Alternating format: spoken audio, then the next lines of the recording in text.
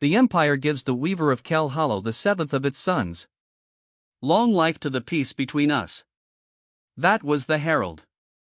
He read it into a hole in the ground. The hole did not answer him. My name is Kalen. My father is Emperor Orden, and I am the son he used to describe by weight. You know the type. Last in line, last in everything. Kept around the way you keep a chair nobody sits in. When the treaty needed a body, nobody at court had to think hard about whose. A few of them looked sorry. It cost them nothing. They walked me north for a week with my hands tied in white treaty cord. Kel Hollow is not a cave. It is a wound in a hillside, and the air coming out of it is warm, like breath.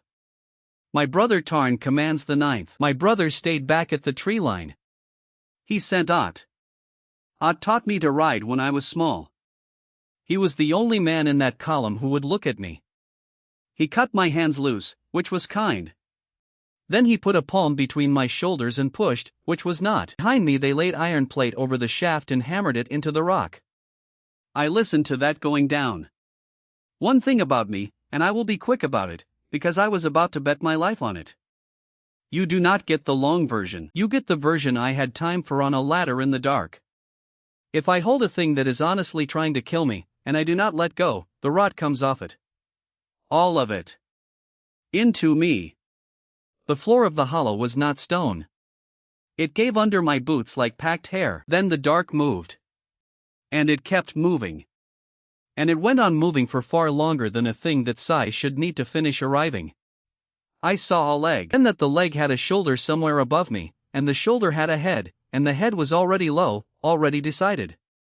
She lifted me by the throat with something that was not a hand. Here is what I could not do. Fight her. Run, with my own escort nailing the door shut. Talk her out of it, with no language in common. So I did the only thing left. I got my arms around what I could reach, and I held on. She hit the wall with me. Then the floor. She was not playing and she was not testing me, and that matters, because the rule only works when the thing means it. The cold started in my hands and went up my arms like water finding a crack. Then the cold in my pulse went over the top of me, and everything happened at once. Her back split from the neck down with a sound like a ship breaking on rock. The whole hollow lit up green, floor to vault, bright enough that I saw the whole nest above me for 1 second and wished I had not. The shell came off her the way bark comes off a wet log. In sheets. Heavy ones. One of them went past my head and took a piece of my ear with it, which I did not notice for another hour. And the weight in my arms changed. Twice. First it went enormous, all of it settling, all of that mass with nothing holding it up. Then it went small. Then it was a person, and she was falling, and I was still holding on because letting go had stopped being an option I could find. We went down together. I got my knees under me on a floor covered in what she used to be. She was tall. Her hair was black and soaked, and it was the first thing on her that was not armor. Her eyes had no white in them at all, top to bottom, like 2 wet stones. And here is the part one had no word for then and do not have one now. She was beautiful. Not softly, the way a blade is, or a horse at full stretch. It was the most frightening thing in that vault. She was looking at her own hands.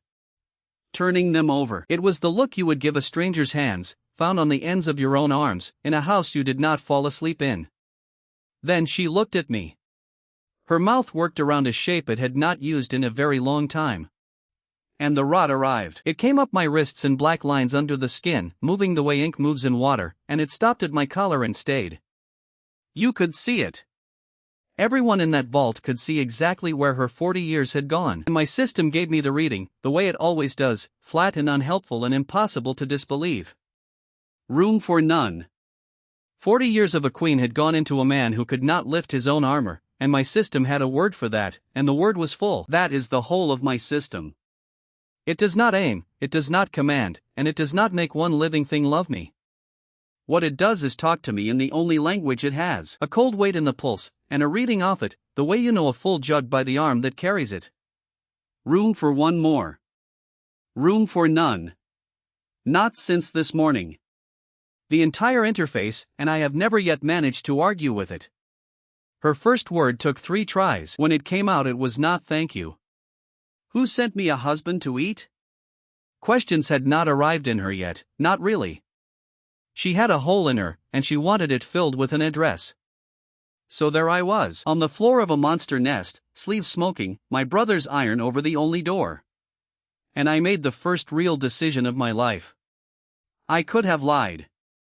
Nobody was coming to check. She had no maps, no court, no way to test a name, and I could have given her the name of a man in Bayan and gone to sleep. Orden, I told her. Emperor Orden. My father. She said the name back to me. Slowly. Wrong, then right. And she wanted more, because of course she did. She had been given one piece and she had just worked out that pieces exist. Why did you come down here, then? Why did you not run? And that is where I made the mistake. Not the name. The name was a decision. This was just a tired man talking in the dark. I sat back on my heels in the wet of her shell and gave it to her. Because he has my sister. Mira. She is 15, she is in the palace, and she is what he holds over me. She went very still. She asked me to say the name again, and I did, and she repeated it back exactly the way she had repeated my father's.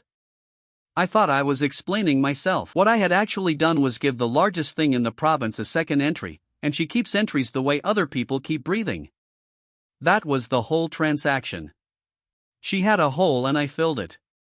And the moment I filled it, the debt opened. I did not know that in words yet. I knew it in my stomach, which is faster. I had done the cleaning twice before that night. Once on a dog. Once on a thing in the palace cellar that used to be a cook, and both times I was sick for a month and told nobody, because the word for a man with marks on him is carrier, and carriers get burned. She stood up. It took her a while. 40 years of 8 legs does not leave you overnight, and she went down twice, and both times she refused the hand I put out. The nest was watching. I had not understood until then how much of that dark was audience. They were up in the vault, folded, patient, and completely silent. They had just watched their queen lose her shell to a man they had been promised as dinner. Behind me, the hammering started again from the other side. They were not letting me out. They were checking the seal. Wonderful. A week on the road, one miracle in the dark, and my own escort is up there tightening the lid. She went up the shaft first. Watch the next part closely. I did not send her. I had no word yet that she would take a sending, and she had no reason on earth to take one. She went because she wanted to look at the sky with new eyes, and the door was in her way, and my brother's men were standing on it. Plate came out of the rock like a tooth. Tarn had left an escort at the tree line, and he had left the Salt Coast party with them. Everybody forgets that detail. A treaty with monsters is worth nothing unless somebody neutral watches the tribute go down the hole. So the Salt Kings had sent observers. Which meant witnesses. Standing on a hillside at dawn, from a country we were not at war with. She came out of the ground in front of all of them. I was still on the ladder. I heard it before I saw it, and what I heard was not a battle. A battle has two sides making noise. By the time I got my head over the rim, she was walking. Not running. 40 years of hunting in the dark teaches a thing that hurrying is for animals with competition. I shouted at her. It was not a clever thing to shout. It was her name, which she did not have, and stop, which she did not own. She stopped anyway. Not for me. She went straight past the Salt Coast party and into my father's colors. The Ninth's escort, the men who had walked me up the road and stood on the door while it was hammered shut. She left one man alive. She picked him. She walked past 2 who were closer and easier, and she took the one with the courier's satchel, and she turned him around and pushed him at the road. Tell Orden. That was the second full sentence of her life. I had given her the first one. The Salt Coast party watched all of it and did not move. Their senior was a small gray woman named Ansel Dre, and she did not run and did not draw. She wrote in a book the whole time. Then I came up out of the hole and walked onto the wet grass, and I looked at what was lying on it. Ott was there. He had taught me to ride. I understood with total clarity that these deaths belonged to me. She had done them. She had done them with a name I put in her mouth. I meant Mira as my own problem. Something I was carrying. She had heard an inventory. 2 entries. One is a man who did this to her, and one is a girl a man is holding, and nothing in her yet tells those two apart. So, what was not available to me, standing on that grass without lying in front of me and my wife waiting to see what I would do about it? I could not stop her. There was no leash. There was no clause in me that made her obey, and there never had been. Anyone who believes a gift like mine buys loyalty has never carried one. But I could make it cost. I got in front of her. She let me. That is not the same as obeying, and I made myself learn the difference standing right there. Look at them. She looked, with genuine interest, the way you look at a somebody else has done. I crouched by what was left of aught. In my country, a soldier's death gets paid for. Not out of feeling. Out of law, with a price written down that men have died arguing about. Are they your soldiers now? No. Not anymore. They are yours. So the debt is yours, and I am going to carry it, because you cannot read, you have no grain, and nobody in the world will take your money. Then I did the only thing I had left to do with my hands. I took the book off the courier who did not need it, and I sat down on the grass in front of the dead, and I wrote them down. Name where I knew it. Unit where I did not. Ought first. And what each one cost, in the Empire's own measures, because those were the only numbers she and I could both argue about. She came and stood over me while I worked. She did not stop me. Nobody had ever done anything in front of her that she could not immediately understand, and she wanted to see the end of it. When I finished, I turned the book around and showed her the bottom line. She looked at it for a long moment. How much is one? Not what does it mean? Not why do you care?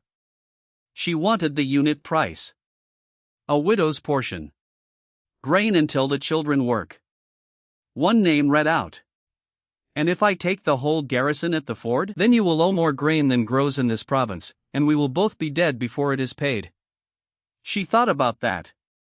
I watched her think about it. She stopped in the middle of something because of arithmetic. I sat in the wet grass and watched a monster do sums, and it frightened me more than the throat grip had. Because it worked. And a thing that works on her is a lever. And a lever is a thing a man can be tempted to pull. We went back down before the sun was properly up. The nest had a problem with me, and the problem had a name, and the name was Hask. He was the second here. He had been the second for a long time. He was still wearing his shell, and he meant to keep it. Came down the vault wall head first and stopped a body length above me and hung there, looking at me upside down. He clicked at her in the old speech. She clicked back. Then he tried it in mine, upside down, with his mouth working wrong. This one is dinner. The nest was promised dinner. She did not answer him.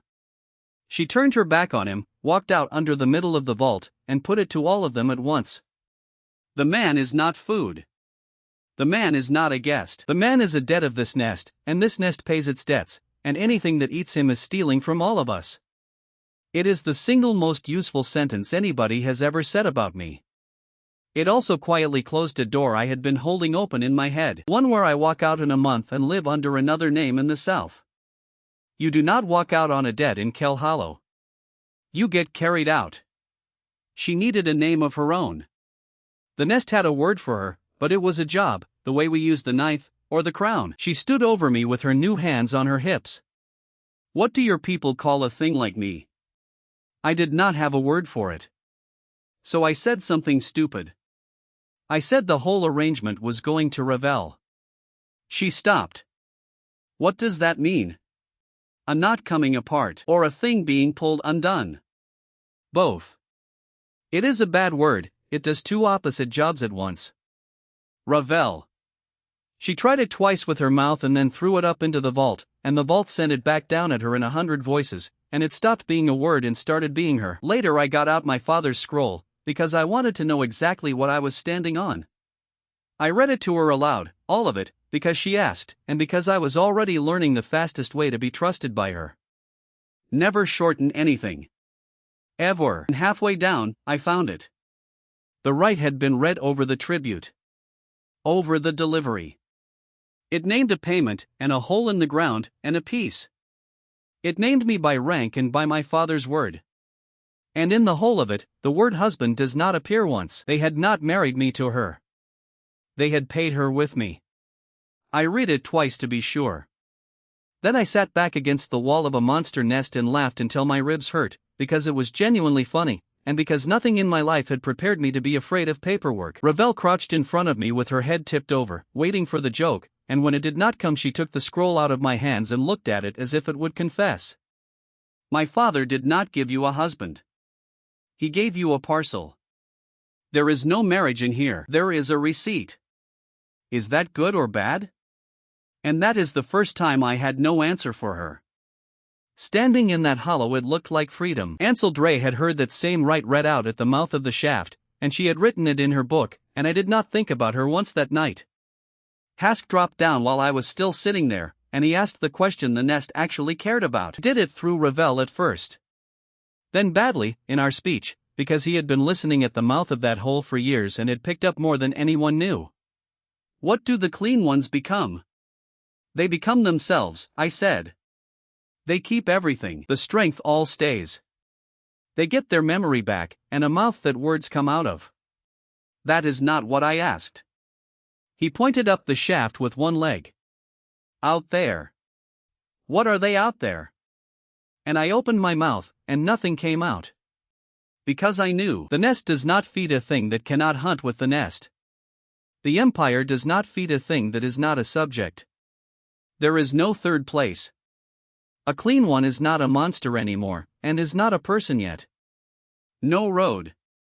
No market. No roof. No law with a line in it for them. Then I keep my shell.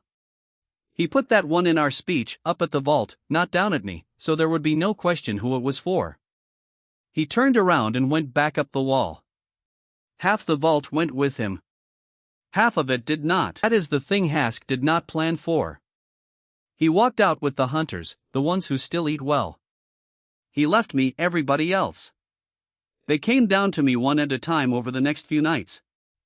They came in the dark, and none of them wanted to be seen coming. The first had a foreleg that had broken and set wrong. She could not keep pace on a hunt anymore, which in a nest means she is already dead and simply has not been told. Ravel had to hold her for me. Not because she fought, because she kept trying to be polite about it, and the rule does not work on polite. I had to make her mean it. Understand what that took. I stood on her foot, hard, twice, and then I said something about her mother that I had to have translated first. She came out of that shell young and furious and soaked, and the first thing she did with a human mouth was swear at me. Ravel laughed. It was the first laugh of her life, and it is not a sound I want to describe. Small one took the name Seka off the side of a salt barrel, because it was the first written thing she had ever been able to read, and she liked that it was hers before anyone could give it to her. On the fourth night two of them came down together, a hunter and a nurse of the brood, and Ravel put 2 fingers on my wrist and told me there was room in me for one. I took the nurse. The hunter could still eat and the nurse could not. The hunter looked at me for a while before he went back up the wall, and sleep did not come that night. Every one of them took a stripe off me. The black went up past my collar, over my shoulder, down my right arm. They do not hurt. They are cold. They are heavy. The weight is exactly as real as a pack, and it does not come off at night. Ravel could read them. She was the only one who could. She would put 2 fingers on my wrist and tell me how much room was left in me. She was not wrong about it, and she was not kind about it either. I asked her for a comfortable number more times than I want to tell you, and she did not have one to give. How much room? Less than the last time you asked, and you asked yesterday. My system says the same thing in the same words every morning, and it has never once been wrong, and she reads it off my wrist faster than I can feel it.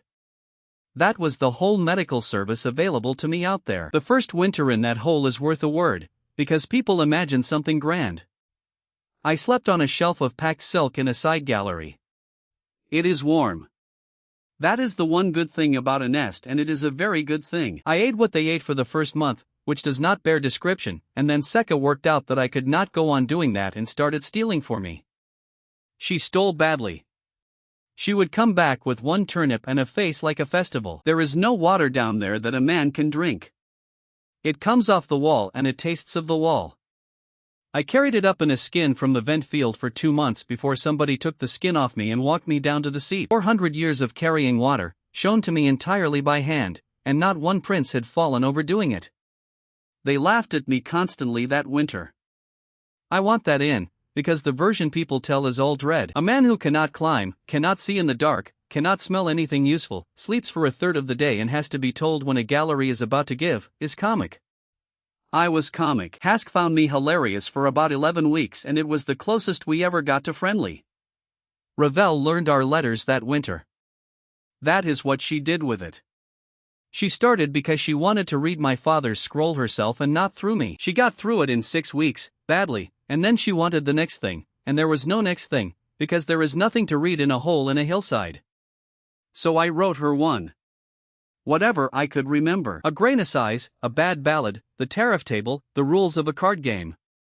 She liked the tariff table best, which tells you everything about her that matters. And every single one of them, once they had a mouth, asked Hask's question. Not mine.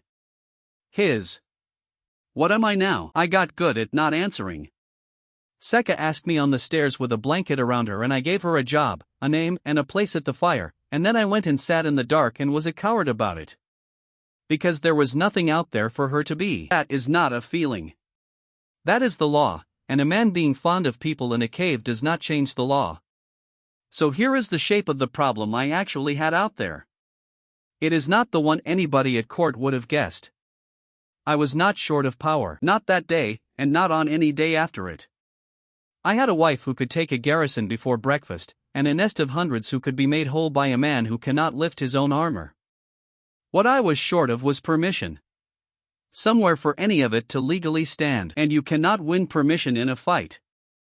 Winning the fight is exactly what convinces everyone not to give it to you. Winder's Ford was the answer. It took me a day to see it and 8 weeks to put it in front of anybody. It is a border town. It burned in the Third War, and it has been sitting out there empty and roofless from that day to this one.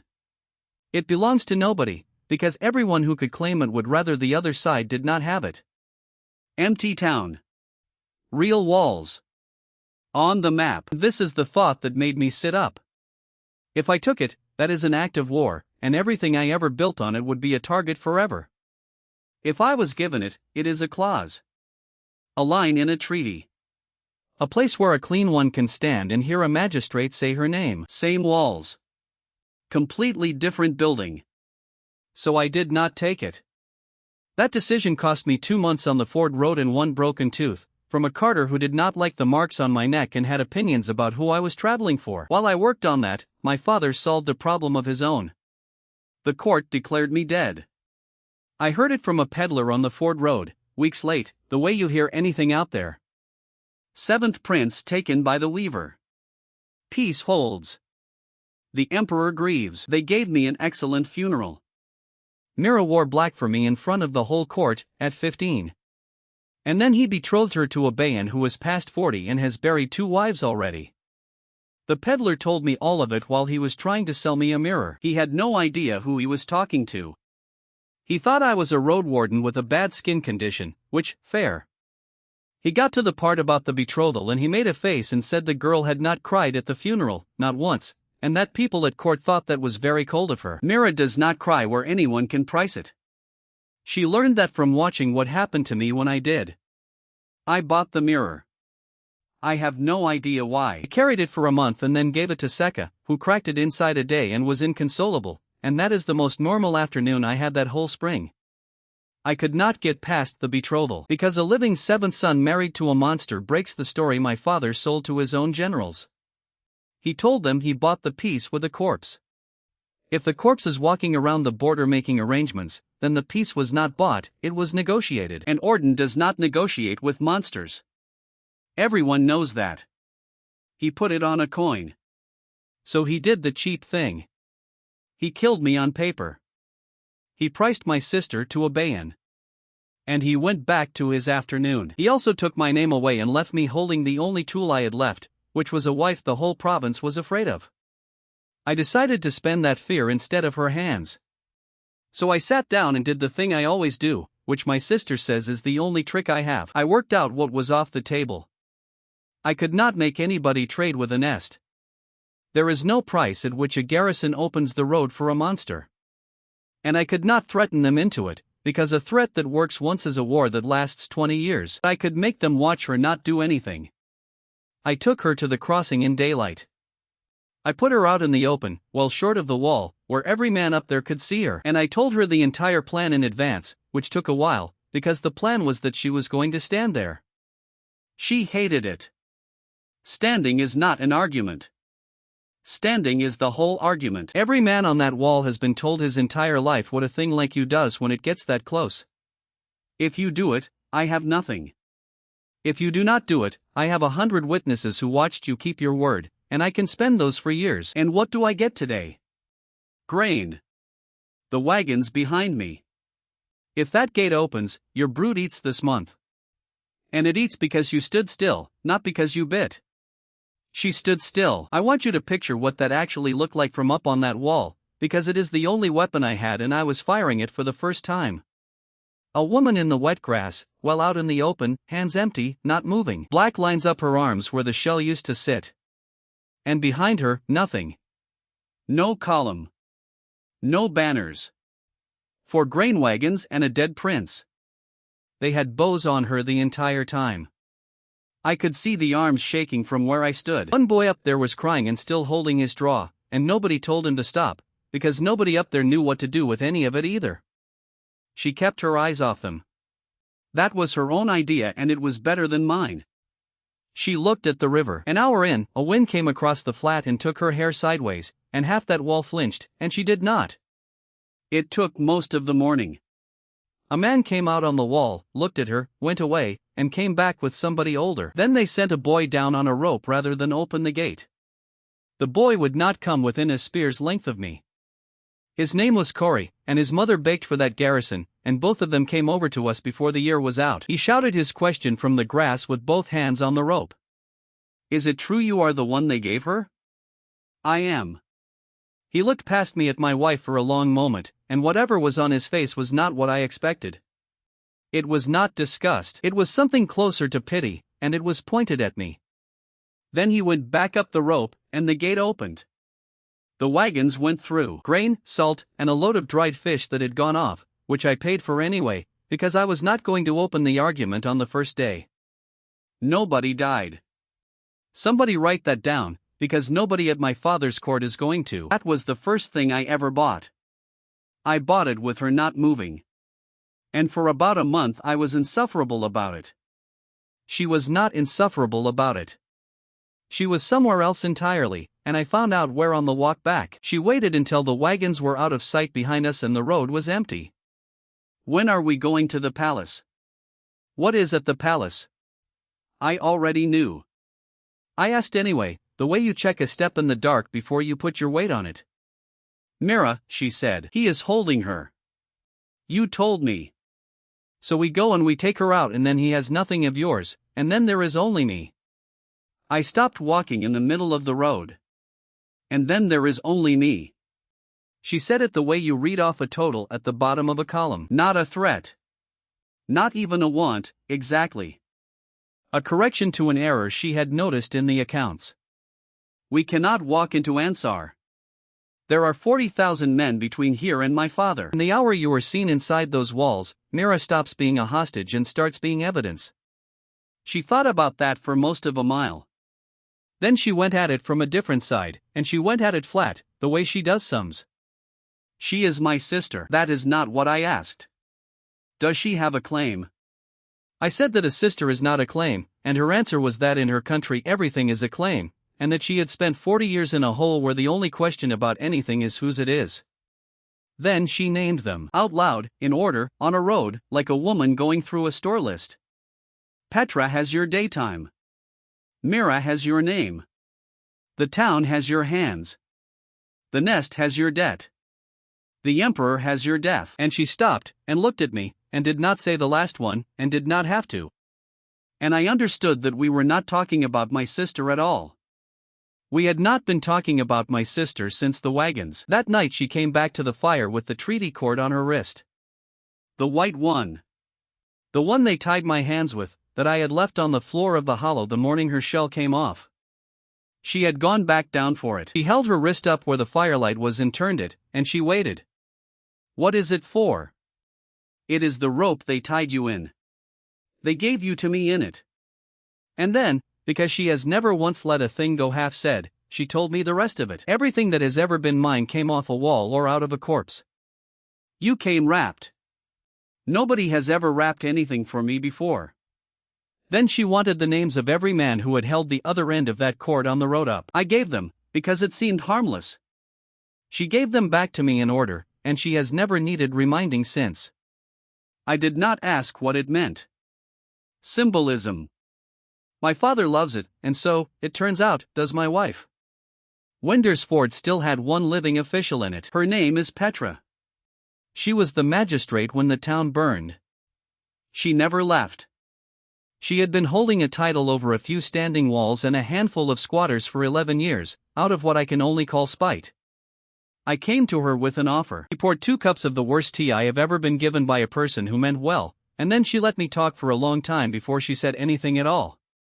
I had rehearsed it. I had a whole shape for it, worked out on the road, about mutual benefit in the border and the treaty and how a town with a wall and no people is a waste in a province this hungry.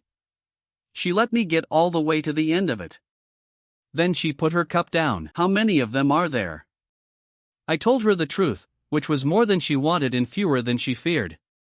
She turned her cup around on the table. Have any of them killed anyone in this valley? Yes, and then the names, in order, and no softening on any of them, while she watched my face for the place I would flinch. They burned my town the last time somebody vouched for a monster. I know. I read the assize.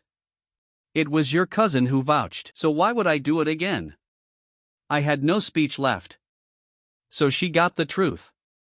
I have nowhere else and neither do they. Name any condition you like, any at all, and I will take it and not argue with you about it. She thought about it for a day and a half. Condition was this. Every clean one who comes through that gate carries their own account. Out loud. On arrival. What they were. What they did. What is owed, to whom, and how much is left. Not a paper. Not a brand. Said aloud, by them, in front of whoever is standing there, every time somebody new asks. That is cruel, I told her. It is the only thing that has ever worked. If you do not like it, go and found a town somewhere nobody remembers the Third War. Good luck to you. I took it. And that is how Wendersford started. A few walls, a magistrate who did not trust me, some squatters, and a rule that everything gets said out loud. Name. Work. Debt. The whole arrangement is hers, not mine. She would say it's smaller than that. Being lied to twice was the thing she would not have, and she found a way to make lying expensive. Either way, the first names in that book were men of the 9th. I read them out myself at the gate. I was first, because he was first in the book, and because I was not going to bury the man who taught me to write under a heading. My wife stood behind me the whole reading. She did not say that they had it coming. When I got to the last name, she put her hand flat on my back, where the black was, and left it there. The ban was mine. Put that at the front, because of what it cost me before the year was out. Petra's condition got the clean ones through the gate. Mine was what got the town to keep them. I stood in her doorway and promised that the weaver of Kel Hollow would not come inside the walls. Not once. Not for market, not for weather, not for me. She wrote it on the back of the assize page and made me put my hand on it, and I did it without thinking twice, because I was busy and because it seemed cheap. Understand where I was that winter. I had a town that was starting to work, a nest that was starting to eat, and no legal standing anywhere for any of it. What I wanted was a piece of paper from a man who had already buried me. What I had was the stretch before the spring courts closed for the season, and a wife I had just agreed to keep outside a wall. She came anyway. Of course she came. Not through the gate. She came over the north wall, in the dark, in the rain, and she did it so quietly that the first thing I knew about it was the light changing in my doorway. I had a lamp and a stack of grain returns and a bad back. She stood there dripping on Petra's floor. Whose wall is this? The town's. Whose town? Petra's. Legally, still the Empire's. Not mine and not yours. She came further in and put her hand flat on the table next to the returns, and she leaned on it, and I watched the wood complain. You gave a promise about me. You did not ask me for it first. You spent something of mine. And she was right. Nobody at my father's court ever understood this about her. She was not being unreasonable. She was doing accounts. So I did the only honest thing available. I opened the book, not the town's book. Mine. The one with the men of the ninth in it and what each one had cost. I turned it around to a blank page and I wrote what I had promised, and who I had promised it to, and then I wrote what it was worth. Then I signed it as a debt. Mine to her. She read it upside down. She reads faster upside down than most men read right way up, which took me a while to get used to. What do you pay it with? Whatever you name. Not the town. Not the tree. Anything of mine. She thought about it with the rain coming off her onto the floor. Then she said the thing that changed the shape of us. I will take the reading. I did not understand. She had to repeat it twice, and even then I made her show me what she meant. Every night I read to her. It had started with my father's scroll on the first day and it had never stopped, because she had decided that words on paper were a thing men used to steal from each other and she was not going to be stolen from again. An hour a night. Whatever I had. Grain returns, assize pages, my own book, a broken almanac Secca found under a floor. She wanted 2 hours. Every night. Written down as a debt, in ink, in the same book as the dead men, which is how I ended up owing my wife roughly 300 hours of reading aloud, and how the book stopped being a thing I held over her and became a thing we both wrote in. She started charging me. Hold on to that one. From that night on, the account ran both ways, and she audited it, and she was better at it than I was. The instrument came in the second week of thaw. If you have ever seen a drawing of one on a broadsheet, forget the drawing. The broadsheets have been getting this wrong since before I was born, and they get it wrong in a flattering direction. It is not a rod. It does not blow. It is a DAWS frame, which is a box the size of a traveling desk, brass and glass and a great deal of very unhappy machinery, carried on a mule by a woman whose whole life is that box. Her name is Bellis, Warden Bellis, of the Imperial Assessorate, which is a department my father invented so that he would never again have to pay for anything he could instead price. She rode in alone except for the mule. No escort. No banner. I met her at the crossing because I wanted to see her before she saw the town, and she got down off her horse and looked at the black on my neck and did not step back. You are the seventh son. I am dead, actually. There was a funeral. I read the funeral. I also read the tribute schedule, and the tribute schedule says the delivery went down the shaft alive, and nothing in this province has filed a correction. That was the first thing out of Bellis, and it explains her entirely. She is not brave. She is worse than brave. She is exact. She had come to price the peace. That is a real job.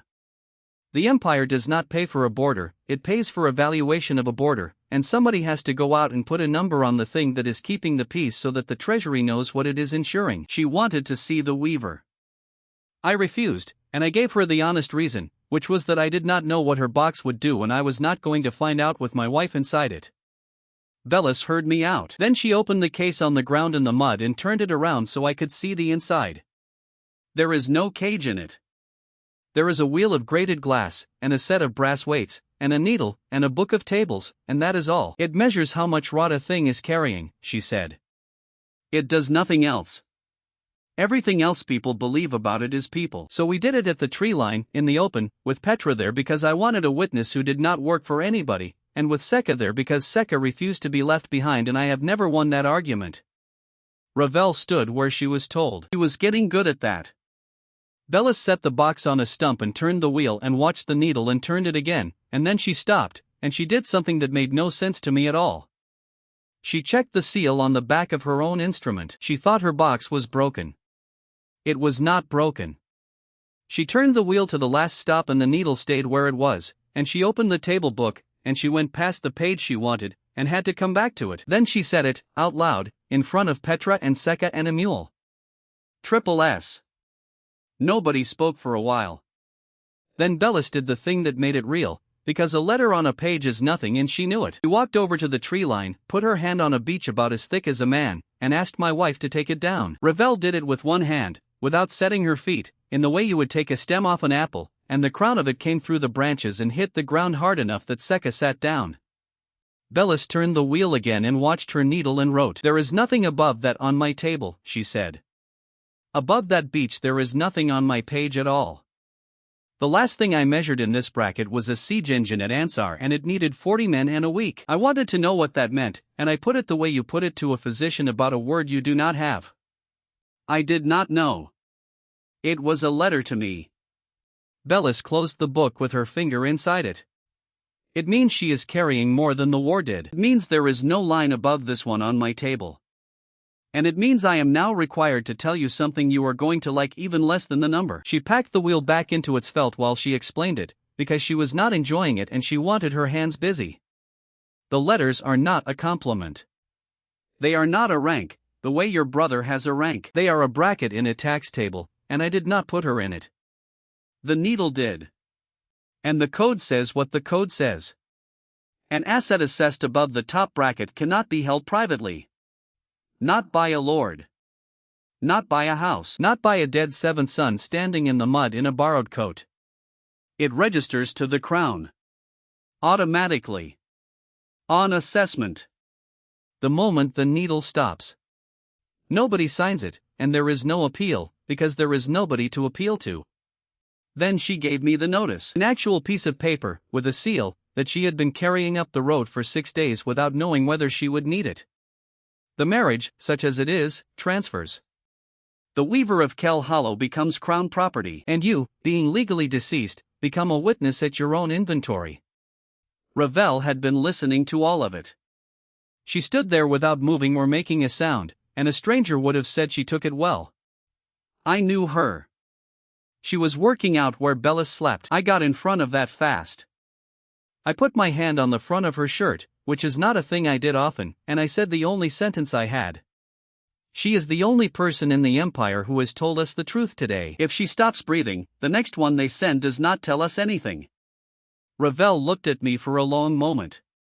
Then she gave me one word. "Price it." So I did.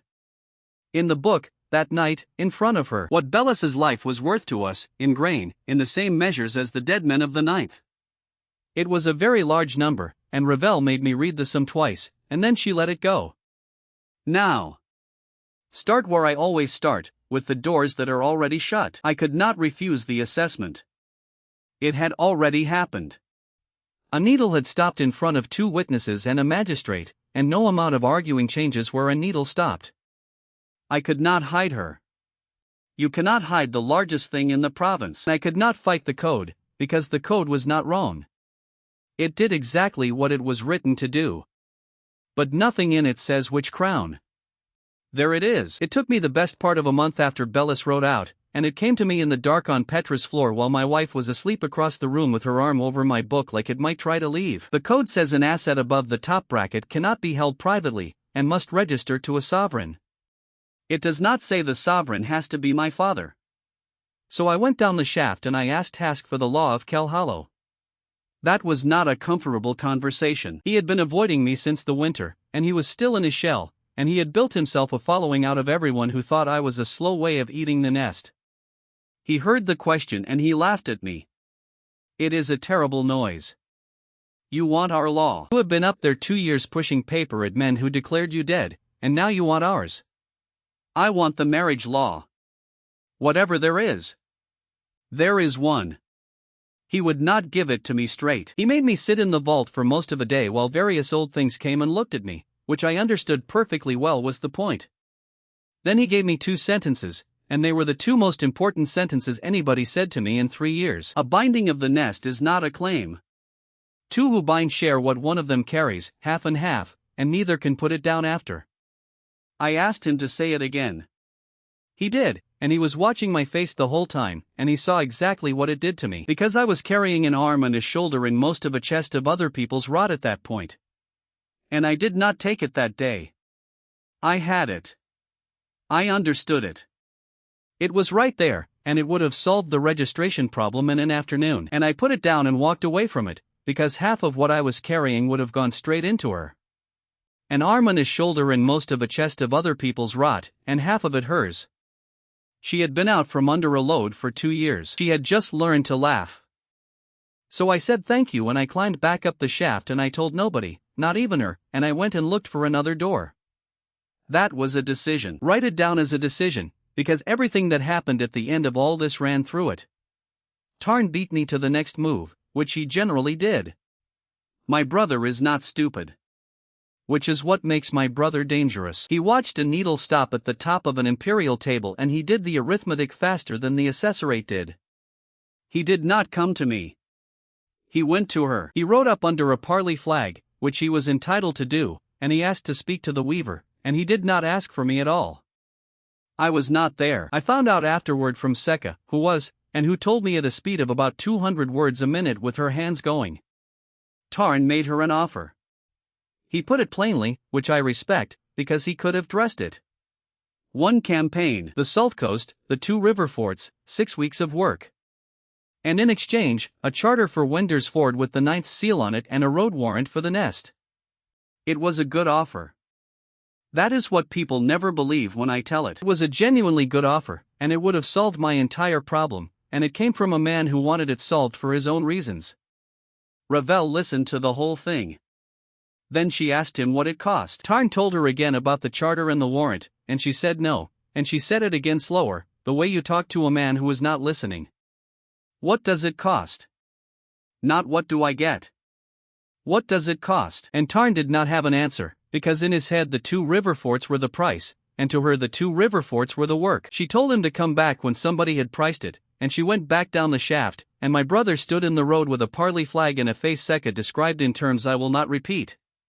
She did not refuse him out of loyalty. That is the whole difference between what I actually had and what everyone at my father's court assumed I had, and nobody there ever checked. She refused him because the sum was not finished. Nobody had written the other side of it.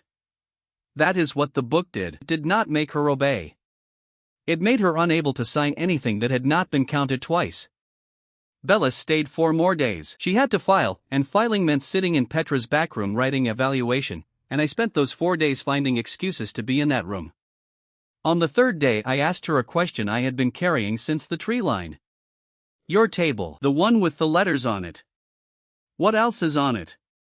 She looked at me over the top of her spectacles for a long moment, and then she did the thing that I still think was the bravest act of her career. She turned the book around. The table does not say monsters. Nowhere on it does it say monsters. It is a scale of carried rot. And on the same page, in the same column, in the same brackets, are the assessments for the Empire's own graded knights. Same units. Same needle. Same box. The second cohort assess in the high brackets. My father's own bodyguard assess higher. And Ser Halloran, who held the causeway at Redmore for 2 days and has a pension and a street named after him, assesses within a hair of what the needle read on my wife. I sat down on Petra's flour sacks and did not say anything for some time. Bellis let me have it. She is exact but she is not cruel. They are made of the same thing, I said eventually. She closed the book. I did not say that. I measure what is in front of me and I write down what the needle says, and I have been writing it down for 19 years, and in all that time nobody has wanted to know what it means. Then she asked me a question of her own. Can you take it off a man? And there it was. The whole second half of my life, in 6 words, from a woman with ink on her thumb. I could have lied. I want you to see how easy that one was, too, and how much better it would have gone for me. Instead I showed her. We did it at the vault mouth over 3 days, because I cannot take 2 loads in a row. The body has to settle the first before it will accept another. Rush it and you get nothing off the second and keep the sickness anyway. Every morning of those 3 days the cold in my pulse said the same thing before I had my eyes open. Room for 1 more. The morning after the last of them it said the other thing, and I got up anyway. 3 days, then. Frame open on a stump, Petra there, Seka there, and a good part of Hask's people watching from the wall. Hask brought the 3 himself. That surprised me. He picked his own brood, the worst of them, The ones that we're not going to see another winter. Why are you helping me? Because if that box says what you think it says, then everything they have ever called us is a lie with a number under it. And I want it written in their own book, in their own hand. The first day was Bellis measured her before, and I held her while she tried very hard to kill me, and she came apart, and a woman with a ruined shoulder sat down hard in the mud and would not look at anybody. Petra's rule does not care how your morning went. Ves got up when she could and gave her account to the wall, out loud, the way everyone does. What she was. What she did in the Third War. What is owed, and how much is left. Bellis wrote that down too, which she was not required to do. Second day was Bry, who came out of it laughing, and frightened Sekka badly. The third was Nolt, who came out of it silent and stayed that way for a month. Between the first day and the second there was a night, and it is the night I would keep if I could only keep one. Ves and Sekka took Bellis into the low vault to show her the galleries. Nobody asked me. Nobody asked Bellis either, particularly. She came back up at some hour with her hat gone and her spectacles pushed onto her forehead, and she sat down on a stone next to me and produced the only unprofessional sentence I ever got out of her.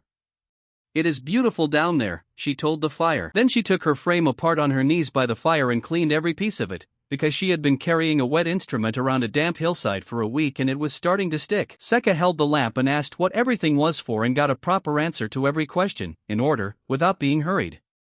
Each of those 3 days, Bellis measured the thing before, and the person after, and then she measured me. She did that last part twice every time. On the third day her hands were not steady. The rot did not go anywhere. It came off him and it went into me, and her needle followed it across 3 feet of ground and wrote it down in imperial units in an imperial book. Not destroyed. Not cleansed. Moved. 9 words, and she put them in her report exactly so. I know because she read it to me before she sealed it, which she was not required to do, and which I think she did because she wanted one other person to have heard it out loud before she sent it to a man like my father. Rot is transferable and is not innate to the bearer. 9 words. They took the whole imperial scale of grades in knights and brackets and quietly stood it on sand. Because if it can be moved, then it was put there. And if it was put there, somebody put it there. I did not follow that thought all the way down that day. I was tired and my arm was cold to the elbow and Sekka was crying about the boy in the mud. Bellis followed it. She followed it the whole way to Ansar on a mule. My father read the report in the second week of spring.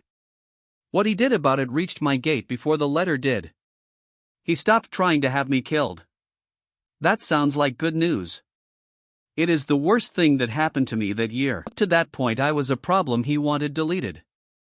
A dead son who would not stay dead, an embarrassment on the border, a story that did not match the coin. After that report I was a supply. If rot can be taken off a thing and put into a man, then the Empire does not need to breed graded knights and wait 20 years and bury 4 out of 5. It needs a carrier. One carrier can strip a monster and load a knight in an afternoon. My father did not want my wife anymore. He had never really wanted my wife. He wanted the pair of hands. The letter came down the Ford Road in his own writing, which I had seen perhaps 3 times in my life. It was a reading night. I owed her 2 hours and I was behind, and she had taken to keeping the shortfall in the margin of the book, in a hand I had taught her badly. So I read my father's letter to my wife out loud, all of it, because that was the arrangement, and because shortening things is the one thing I had promised never to do. It did not mention the funeral. It did not mention Mira. It opened with, "You have finally done something." She made me read that line 3 times. He is pleased with you. He is pleased with my hands. She took the letter off me and turned it over, the way she does with paper, as though the back of it might be the honest side. Then she wanted to know what he was actually after, and she got it straight, because she was going to have it by morning anyway. He wants the method. He has never wanted you, and after that report he does not want me either. He wants the part of me that can be written down and handed to somebody with steadier hands. She sat with that for a while. Can he be made to want something else instead? That question got us through the following year, and she asked it, not me. So we did the off-the-table part out loud, at the table, with Sekka listening from the stairs and pretending to mend a strap. I could not refuse to answer, because silence from a legally dead man is an invitation to send the ninth. I could not accept the registration, because the day she registers to the crown she goes into an inventory, and things in inventories get issued. And I could not run, because the town was full by then, and you cannot take 300 clean ones over a border in the spring, and there is no border they are allowed to be on the far side of anyway. But I could sell him time. He is a man who buys things. It is the only reliable fact about my father. Then we argued about the price until the lamp went out. She won 2 of it and lost 1. The nest holds the border for a year. Not a truce. Actual work, the passes kept, the rating stopped, the road opened from thaw to thaw. That one was hers, and she wanted the word work in it, because a truce is a favor and work is a wage. The empire pays nothing. Not a coin. That was hers as well, and it took her longest to get into my head. If he pays, we are hired. If he pays nothing, we are a boarder. And in exchange, the registration is stayed for the year, and at the end of it the crown gets a full audited reckoning of every clean one, every transfer, every measure of rot moved, in imperial units, sealed by a warden of the assessorate.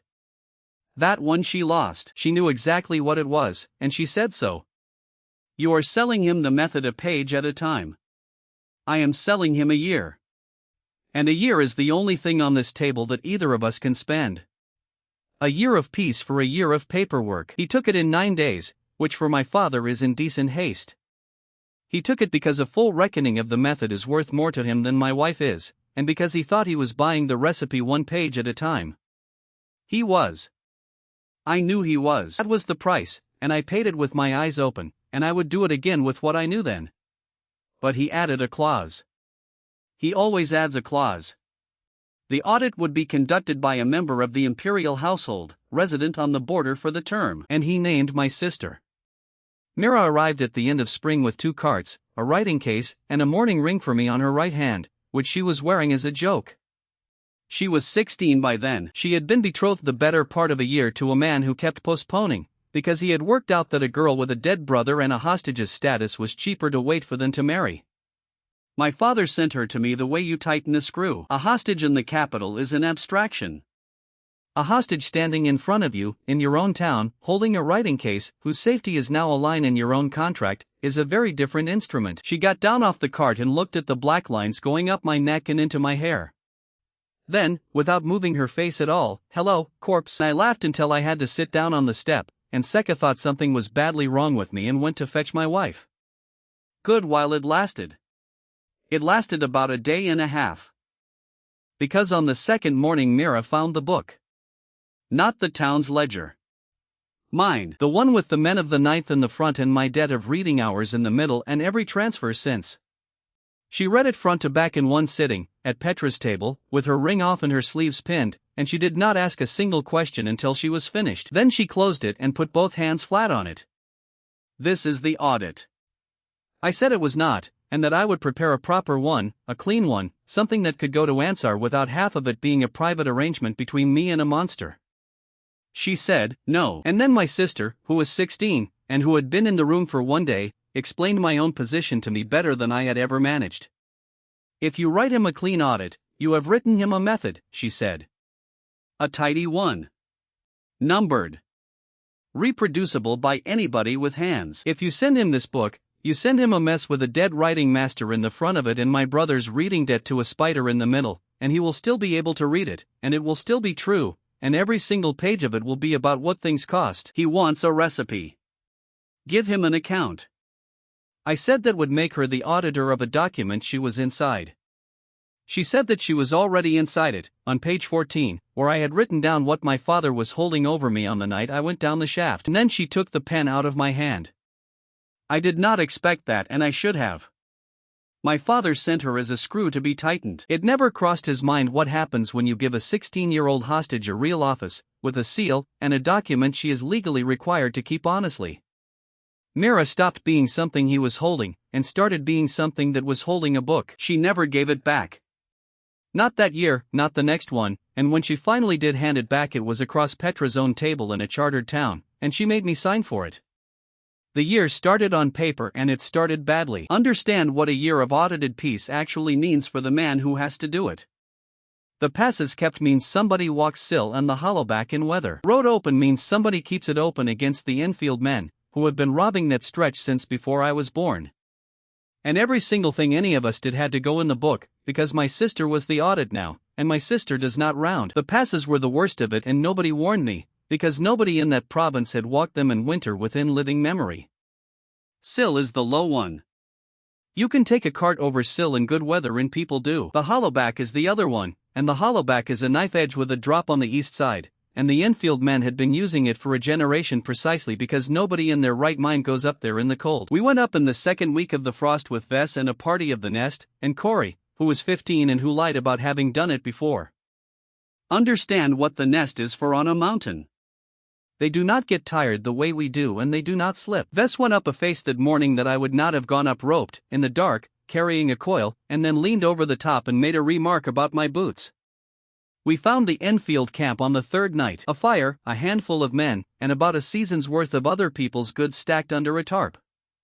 And this is where the whole arrangement nearly died in its first month, because Vess wanted to go straight down into them and I said no, and she asked me why, and my reason was bad. My reason was that I did not want the audit's first entry to be 8 dead men.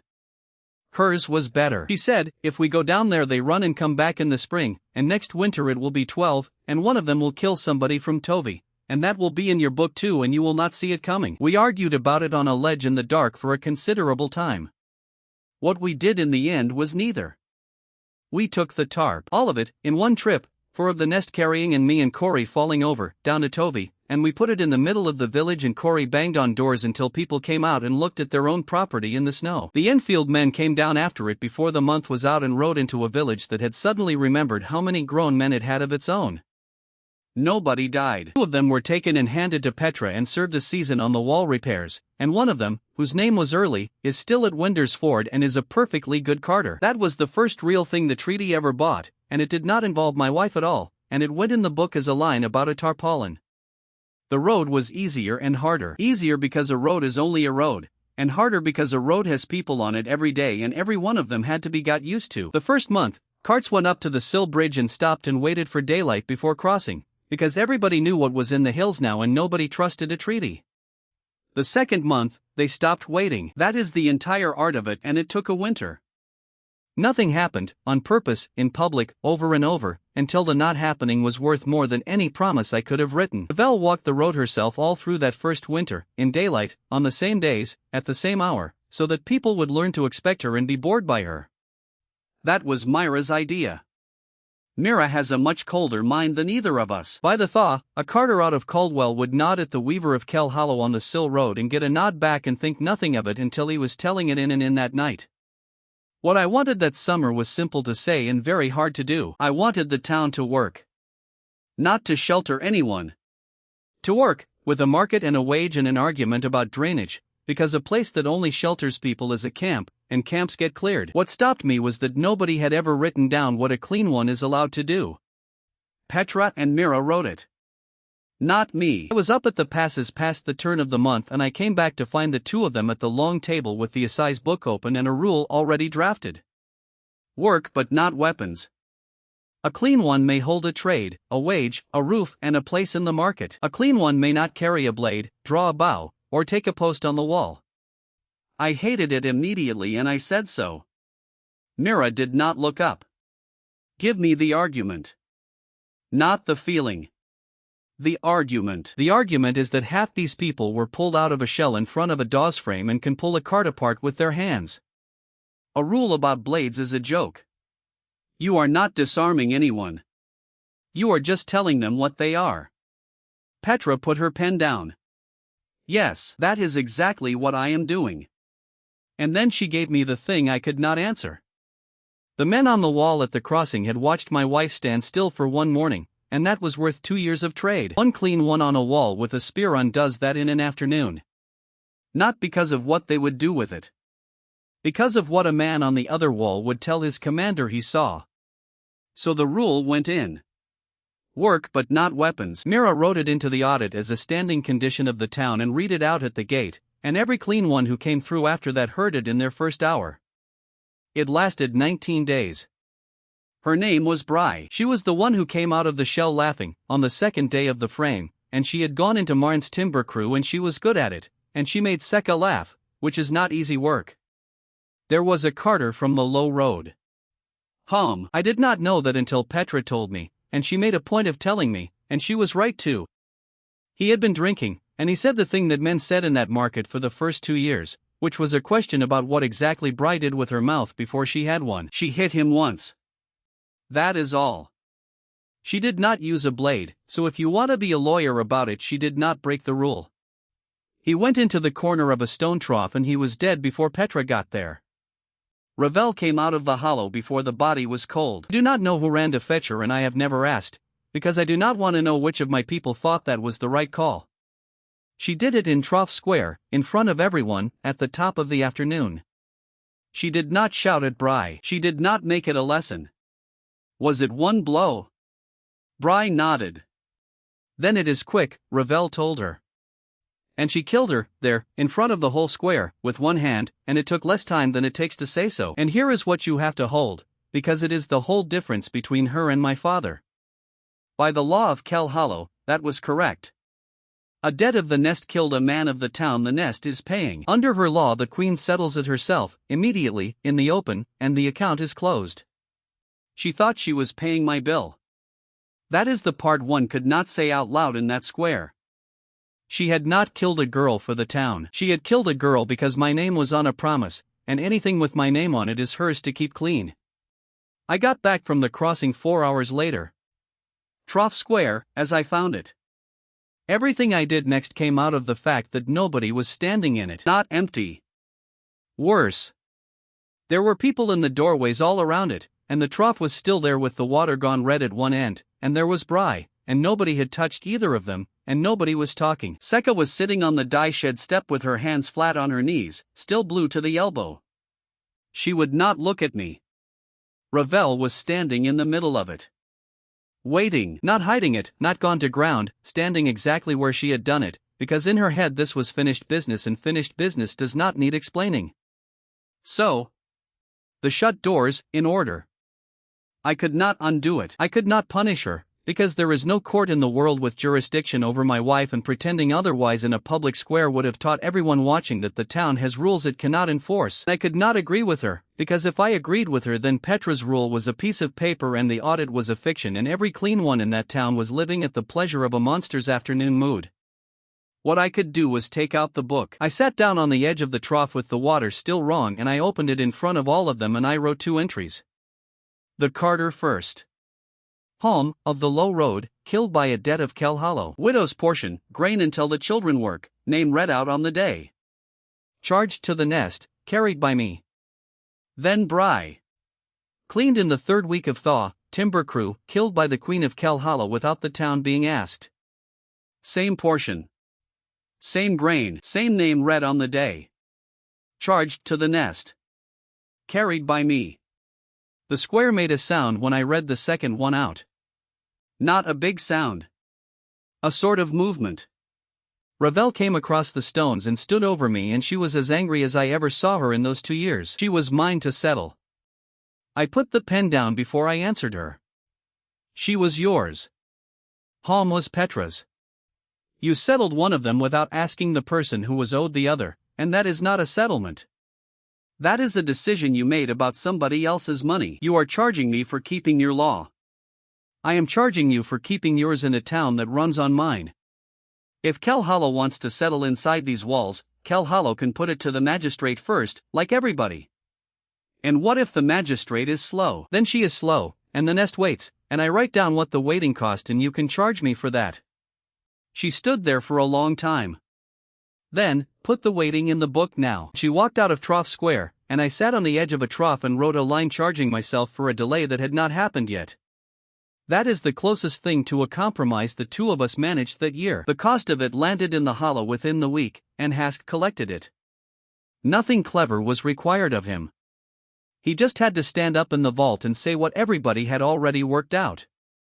The nest gave a queen and got a debt. The nest gave 3 of its own under a human needle to prove a human point. And now the nest has paid a body, at the hands of its own queen, for the comfort of a town that will not let our people hold a spear. He did not even accuse me of lying to them, which is precisely why it worked. He called me expensive. Half the brood stopped coming down. Not out of loyalty to him. Out of arithmetic, which is the only religion in that hole. If being clean means being ruled by a magistrate you cannot vote for and killed by your own queen when a carter runs his mouth, then the shell starts looking like a bargain. I went down to argue and I got nowhere for 2 days, and on the third day Hask put a price on it, and the price was not a price. It was a test. Prove it can be undone. He put it plainly, in the low vault, with his own people behind him. You take the shell off, strength stays. They get a mouth. Fine. Now show me you can put it back. Because if a brood mother lets you clean her young and it turns out to be a mistake, she has no road back. She has traded a thing she understands for a thing she cannot return. Give me the road back and I will send you my brood myself. I said no for 1 whole day. Then I said yes, and that is the worst decision I made in 3 years, and I would like to explain exactly how a reasonable man walks into it. Nolt had come out of the frame silent. The third of the 3, the one who did not speak for a month. He had not got better. He had got quieter. He was not eating properly, he sat at the edge of the fire with his back to it, and Sekka had stopped trying with him, which for Sekka is the end of hope. I told myself I was helping him. That is the part one keep turning over. I built a whole honest reason out of a man who was suffering, and underneath it I wanted Hask's brood back on the queue. We did it at the vault mouth, in the open, because Hask wanted witnesses and so did I. I put my hands on him and I did the opposite thing. It is not a trick or a reversal. You just stop holding and let the weight go the way water goes. It came out of my arm and it went into him. And his shell came back. Not all of it. Exactly the share I let go. Up one side, over the shoulder, down the back, a plate of it growing out through the skin in about the time it takes to boil a pot, and Nolt made a noise that does not belong on a page. Shape follows the load. That is what the rule had been telling me all along and I had never had a reason to hear it. Take the rot, the shell goes. Give it back, the shell comes. It is not 2 rules. It is 1 rule and I had only ever run it in 1 direction. Nolt did not die. He got about a third of himself back and he could still talk, and after a week he was eating, and after a month he told Sekka he preferred it, and I have no idea whether that is a mercy or the saddest sentence anybody has put to me. Hask got his proof. He kept his word too, which I did not expect. The brood started coming down again inside a fortnight. And I stood at the vault mouth with a man half in and half out of a shell, and I did the arithmetic on my own marriage in front of about 90 people. Ravel was on the shale above me. She had watched the whole thing without moving. I went up to her and I said it out loud, because there was no version of that afternoon where she did not work it out herself by supper.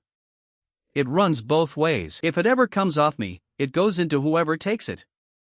And the shell follows it. She looked down at Nolt, at the plate of it coming through his shoulder, and then at her own arms, which are bare and blacklined from the wrist to above the elbow. How much of it is on you now? An arm. A shoulder. Most of a chest. She did the sum. I watched her do it. Half of that, coming back through skin, over a shoulder, in about the time it takes to boil a pot. Then she turned round and went down into the hollow and did not speak to me for 2 days, and that is the most honest conversation we had that year. The Salt Coast came for her in the autumn. The Salt Coast is a country. Its city is Ilman and its council sits there, and the man they sent to us is called Duna. Duna came the way Ansel Dre had come to that hillside, without an escort, which by then I understood was not modesty. It is a message. Ilman does not need one. He is a small dark man with very good boots and the manners of somebody who has never once been the loudest person in a room and has never needed to be. He did not come to me. He had learned that much from Dre's book. My system said room for 1 more that morning, and I remember thinking that this was the first negotiation in 2 years where it made no difference at all what my hands could do. He came to the drover's gate, on the Caldwell side, and asked for the weaver by her name, which nobody outside the hollow had ever done. Then he waited 3 days for her, in the rain, buying his own bread off Corey's mother in our market and paying over the asking price. By the time she came up, half of Winder's Ford thought he was charming. He brought grain. Not a promise of grain. Wagons of it standing on the road where anyone could count them, from a country that had a harvest when we did not. I came out to meet him myself on the 2nd day, because by then the whole town was talking about the polite little man buying bread at over the asking price. He stood up when I came into the room, which nobody had done for me in 2 years. "You are alive." "I am inconvenient." "Alive is a matter for the health-a-size." He laughed, once, and sat back down and poured for both of us out of his own flask, which is a thing Ilman does and which took me a while to stop reading as an insult. Then he told me exactly what he wanted, in order, without being asked, and I have never got over it. "I am not going to try to buy her from you," he began. "You do not own her, everybody on this border knows you do not own her, and I have read Ansel Dre's book, which your father has not. I want to know what she costs. That is all. I have a council that will not vote grain to a monster, and I have a coast that eats what comes over water, and somewhere between those two facts there is a price, and you are the only man alive who has ever written one down." And then he made her the offer that was, on its face, the most honest thing anybody had put in front of us. 2 nights of work on the Bayan forts at the Kessin mouth. Not a war. 2 nights. And in exchange, Ilman feeds Kel Hollow through the winter, every winter, on a standing arrangement, renewable, with a right of call. She brought it to me. Not afterwards. Before. Nobody believes that part, and it is the part everything else in this account stands on. There was no taking it first and telling me later. She came and found me in the back of Petra's house with the book open, and she put it in front of me and she said the 4 words I had spent a year and a half teaching her. "What does it cost?" So I priced it. And this is where I could have lied, and where lying would have been so easy and so reasonable that I cannot fully account for why I did not. I could have said the price was low. 2 nights. Forts that had already changed hands twice. Nobody in that province would have blinked. Instead I did the sum properly, out loud, and the sum was this. A right of call is not a job. A right of call means somebody else decides when you work. Day Kel Hollow eats from the Salt Coast every winter is the day Kel Hollow cannot say no to the Salt Coast in the spring. And the moment my father hears that the nest holding his border eats from another crown, the audited year is finished, the registration comes off the shelf, and the 9th is on the Ford Road inside a month.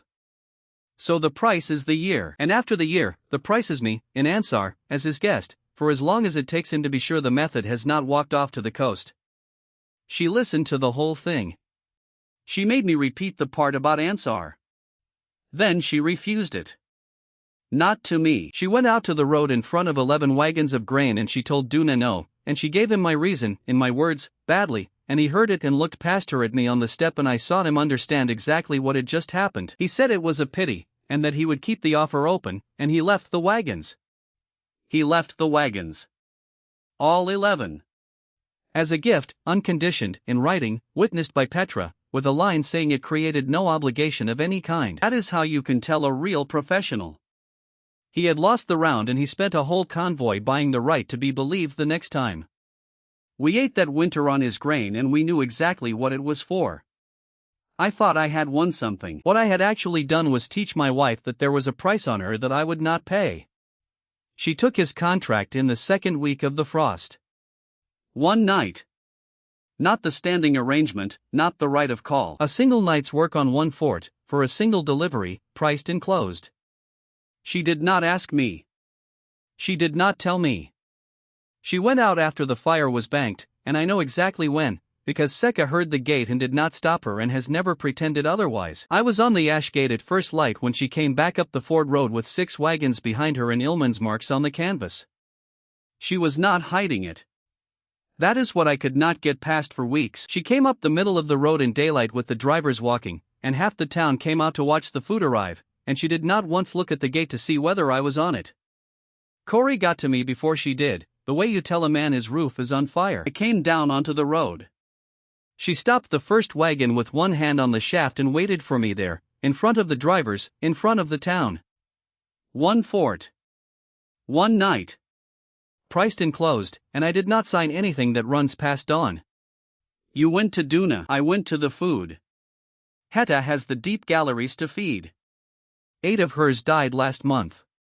She came up to me herself and put one question to me, and the question was what a queen is for. That was the first time my wife had ever put the brood mother's name in my hearing, and she aimed it at me like a stone. She was right. Put that at the front of it, because the version they tell in inns is the night my wife slipped her collar, and that version is wrong in every part including the collar. The brood ate for 11 weeks on what she did. 8 of Heddas had died in the month before it and not one died in those 11 weeks, and there is no honest way to put that on the wrong side of a page. There was no shouting on that road. There were 40 people on it and every one of them had been hungry since the frost. I said we would price it in the morning, and she said, "Fine, price it," and went down to the hollow with the wagons behind her like a woman coming home from work. I did not shout at her. There is a flattering version of that and it is available and I am not taking it. I did not shout at her because I could not think of the sentence. Not because I was wise. I sat with it for a day. Then I did the only move I had. I did not punish her, because I cannot, and everybody in the province knew I cannot, and a punishment I cannot deliver is a lie told in public. I did not hide it, because Mira had already found the 6 wagons in the intake and had written them into the audit in her own hand with a query beside them. What I did was take the book out into Trough Square and nail the page up on the boards by the Wender Stair. Everything. The night. The fort. What she was paid, in wagons and in weight. And what the Kessin fort cost, in the imperial measure, which is the same measure the men of the 9th were written in on the first page. A widow's portion. Grain until the children work. A name read out on the day. For every man on that wall, of whom there were 41, and I wrote all 41 lines by hand, because a number is not a name. The Kessin rolls are public. The woman keeps them badly and sells them cheaply, and it took Mira 9 days and a bribe to get the list. The 11th line is Aud Renner, who was 60 and had been on that wall since the Second War and had a daughter at Redmore. Ravel came up while I was still nailing it. She neither stopped me nor argued. She stood at my shoulder in Trough Square with her arms folded and read the whole page while I hammered, all 41, and she is slow with our letters and she did not skip. Then she asked me one thing, and it was not what I expected. Why did you find their names? Because otherwise it is a number, and I can pay a number without noticing.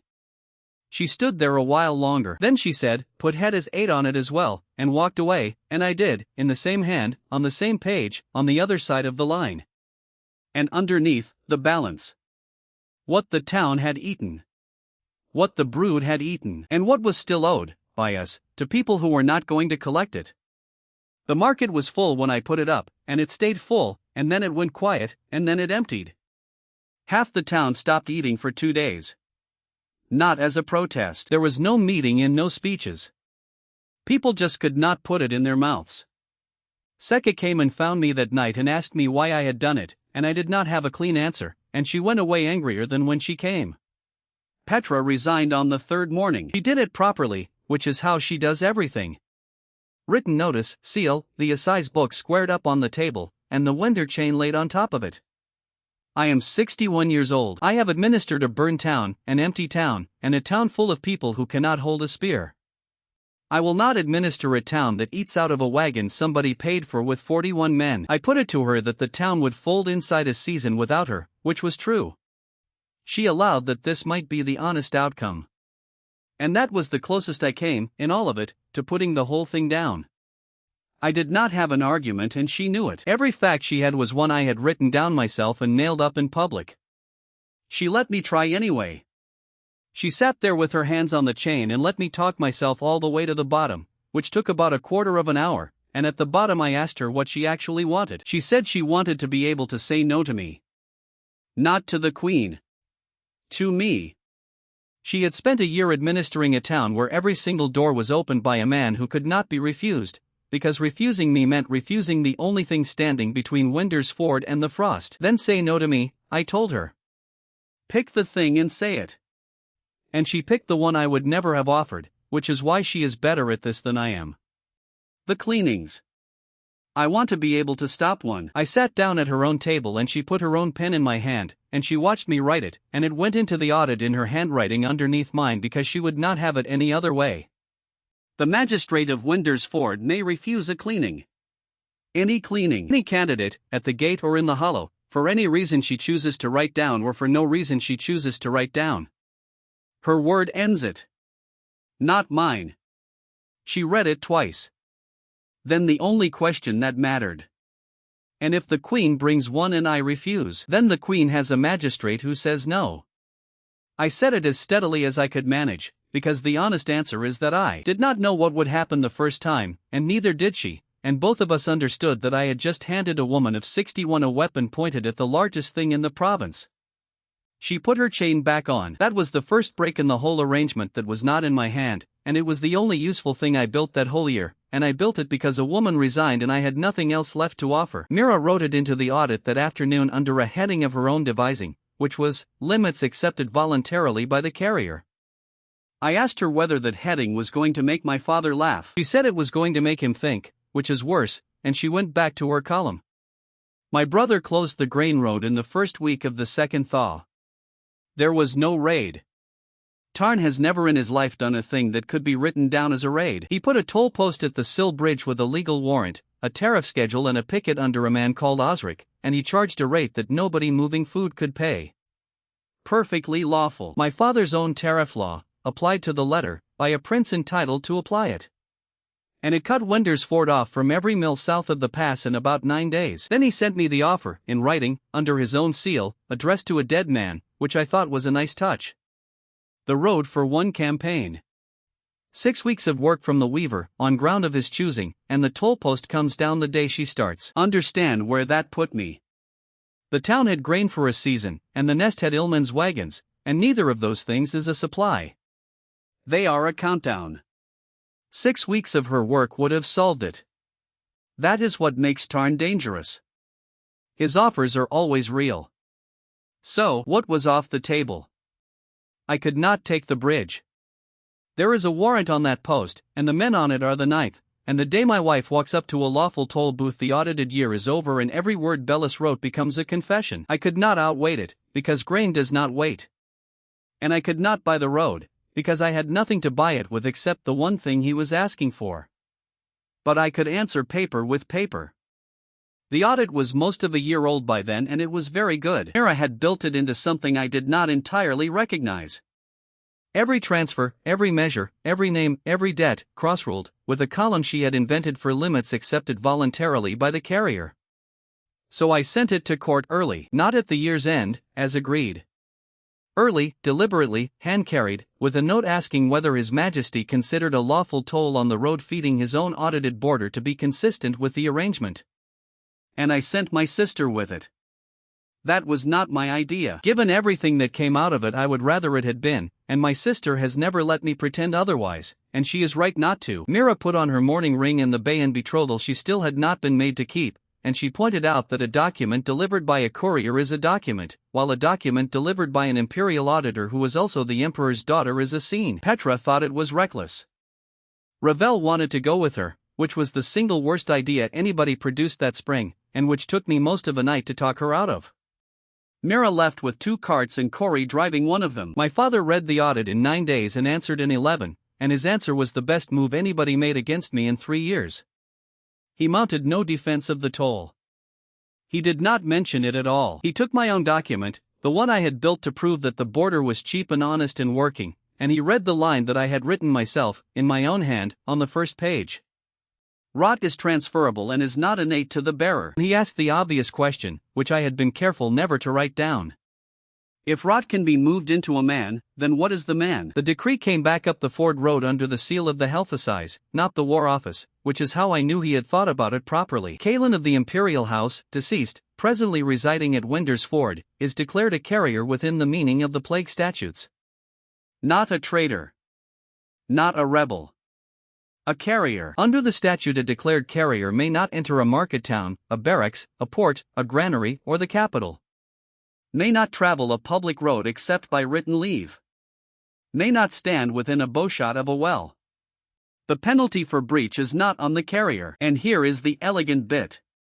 The penalty falls on any settlement that knowingly receives him. Winder's Ford, for instance. Not one soldier had to leave barracks.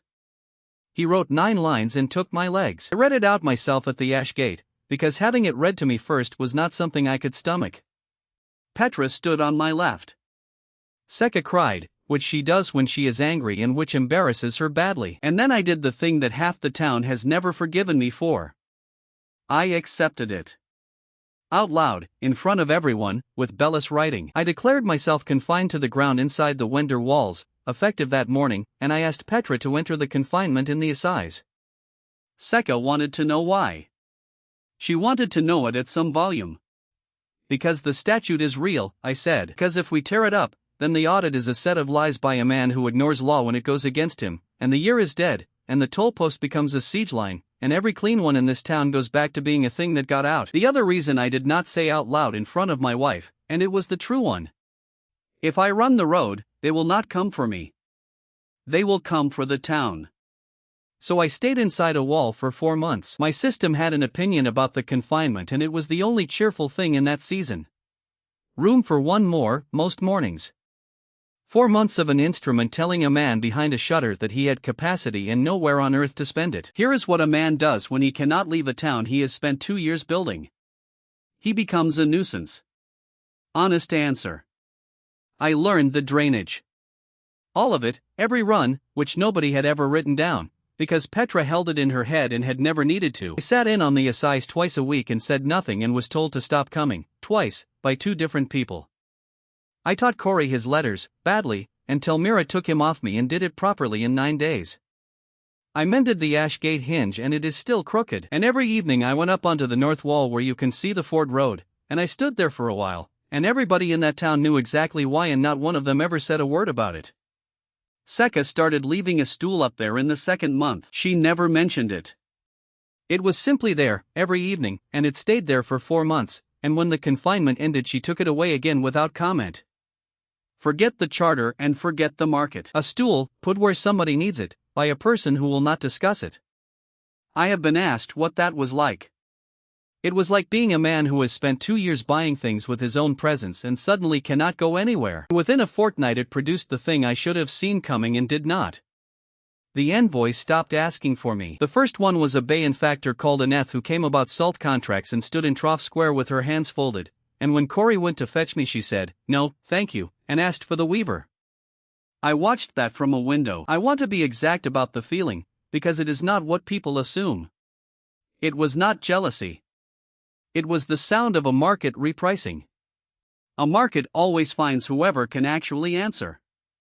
For 2 years that had been a man with a book. Now the man with the book could not walk to the bridge, and the woman who could walk anywhere had started doing arithmetic where witnesses could hear it. Ravel held her first audience in the 2nd week of that month. She did it in Trough Square, on the edge of the trough, which was either an accident or the most pointed thing she ever did. Aneth went first, about salt, with a drover called Kit holding her horse and pretending not to listen, and Aneth is not a woman who waits her turn out of respect. She went first because she wanted everybody else to watch her do it. 3 loads a season out of Bayan. I will take the road risk. I want the hollow to carry from the bridge in. My wife let her finish, and then put the 4 words to her from the edge of the trough. What does it cost? Aneth started in on the schedule. Ravel got about half of it before she stopped her. Not what do I get? What does it cost? You said road risk. Whose road? Whose risk? Say the part where somebody is standing on it at night. And Aneth, who has been trading since before I was born, stopped and started again from the beginning and did it honestly, and I watched a benefactor be taught arithmetic on the edge of a horse trough. There was a moment in the middle of it that I did not understand until later. Aneth put her hand on my arm. It was nothing. It was the thing a trader does when she is closing and wants you warm. Ravel did not move and did not speak. She simply looked at the hand, for slightly too long, and Aneth took it back and did not put it anywhere near me again for 4 years. Nobody in that square would have been able to tell you what happened. Everybody in that square knew that something had. The Sil villages came next. A man out of Tovi wanted to know whether the passes would be walked in the winter, and he asked it the way you ask a thing you expect to be lied to about. They will be walked. By who? By mine. Ask me in the spring how many I lost on them and I will tell you the number and the names. He went home and Tovi sent 11 men to the market inside a month, which is the first time that village traded with us at all. Then Brother Saf, out of the quiet order at Redmore, who came with a question about Nolt and would not put it to me because he wanted it from her. He brought a novice called Wren who was sick on the shale going down and has never been allowed to forget it. He asked whether a thing that is a third in a shell is 1 person or 2. She thought about that for a long time. Longer than she had thought about salt. Then she said, "Ask Nolt," and Saf said he had, and Ravel said, "Then you have your answer and you are only here because you did not like it." He stayed 4 days. She did not know a price. She said so out loud, in front of the petitioner, and sent Cory up the hill, and I would put a number on a scrap of paper and send it back down. We ran a border like that for 6 weeks. A woman on a trough, a man behind a shutter, and a boy with a message in his fist doing the actual governing. Then she solved the toll post without asking me, and that is the day I stopped sleeping properly. My system had been reading full the whole of that week, and a man with no room left cannot fix anything by holding on to it. She solved it with a question about hay. I could not have solved it at all. She did not kill anyone. Start there, because everybody who repeats this one starts somewhere else, and every one of them starts with a body. She walked to Sill Bridge in daylight, alone, and she did not touch the post, the warrant, the tariff board or any of Osric's men on it. She went straight past all of it to the depot on the far side, where a man called Rel keeps the 9th fodder and counts it twice. She stood in the doorway of his shed at the Sill depot for a quarter of an hour, in the rain, and she did not come in, and Rel went through the whole of it under oath afterwards, in a hearing I did not attend and did not need to. What is the hay worth? Rel told her. He is a careful man and he gave her the real figure, because he had already worked out that she would know if he did not. And if it burns? If it burned, he would be 4 weeks getting more up from Bayan. He put that flatly, because that is a fact about carts and not about her. Then she asked the only question that mattered, and by his account she asked it politely. The horses eat every day. The post stands until spring. Which of those two did somebody work out first? Rel did not answer that, and did not have to. She thanked him for his time and walked back over the bridge past Osric's picket, who had been ordered not to engage, and went home. She made no threat. That is on the record in his own words. She asked a man about hay, and then she asked him about carts, and then she let him finish the sum himself in his own shed on his own time. The toll post came down 8 days later, on the quartermaster's written advice, over Tarn's objection, because an army that cannot feed its horses is a garrison and a garrison cannot patrol a border it is being paid to patrol. The grain road opened. Mills came back. The town ate. And I sat in my window and understood that I was in more trouble than I had been in a year. Because it worked. It worked beautifully, and it cost nobody a life, and it was exactly the sort of move I would have taught her if I had been able to think of it. She had not disobeyed me. Look at the shape of that. A disobedient weapon is a problem you can solve. She had done something better than what I would have ordered, without being ordered, and every person on that border saw it.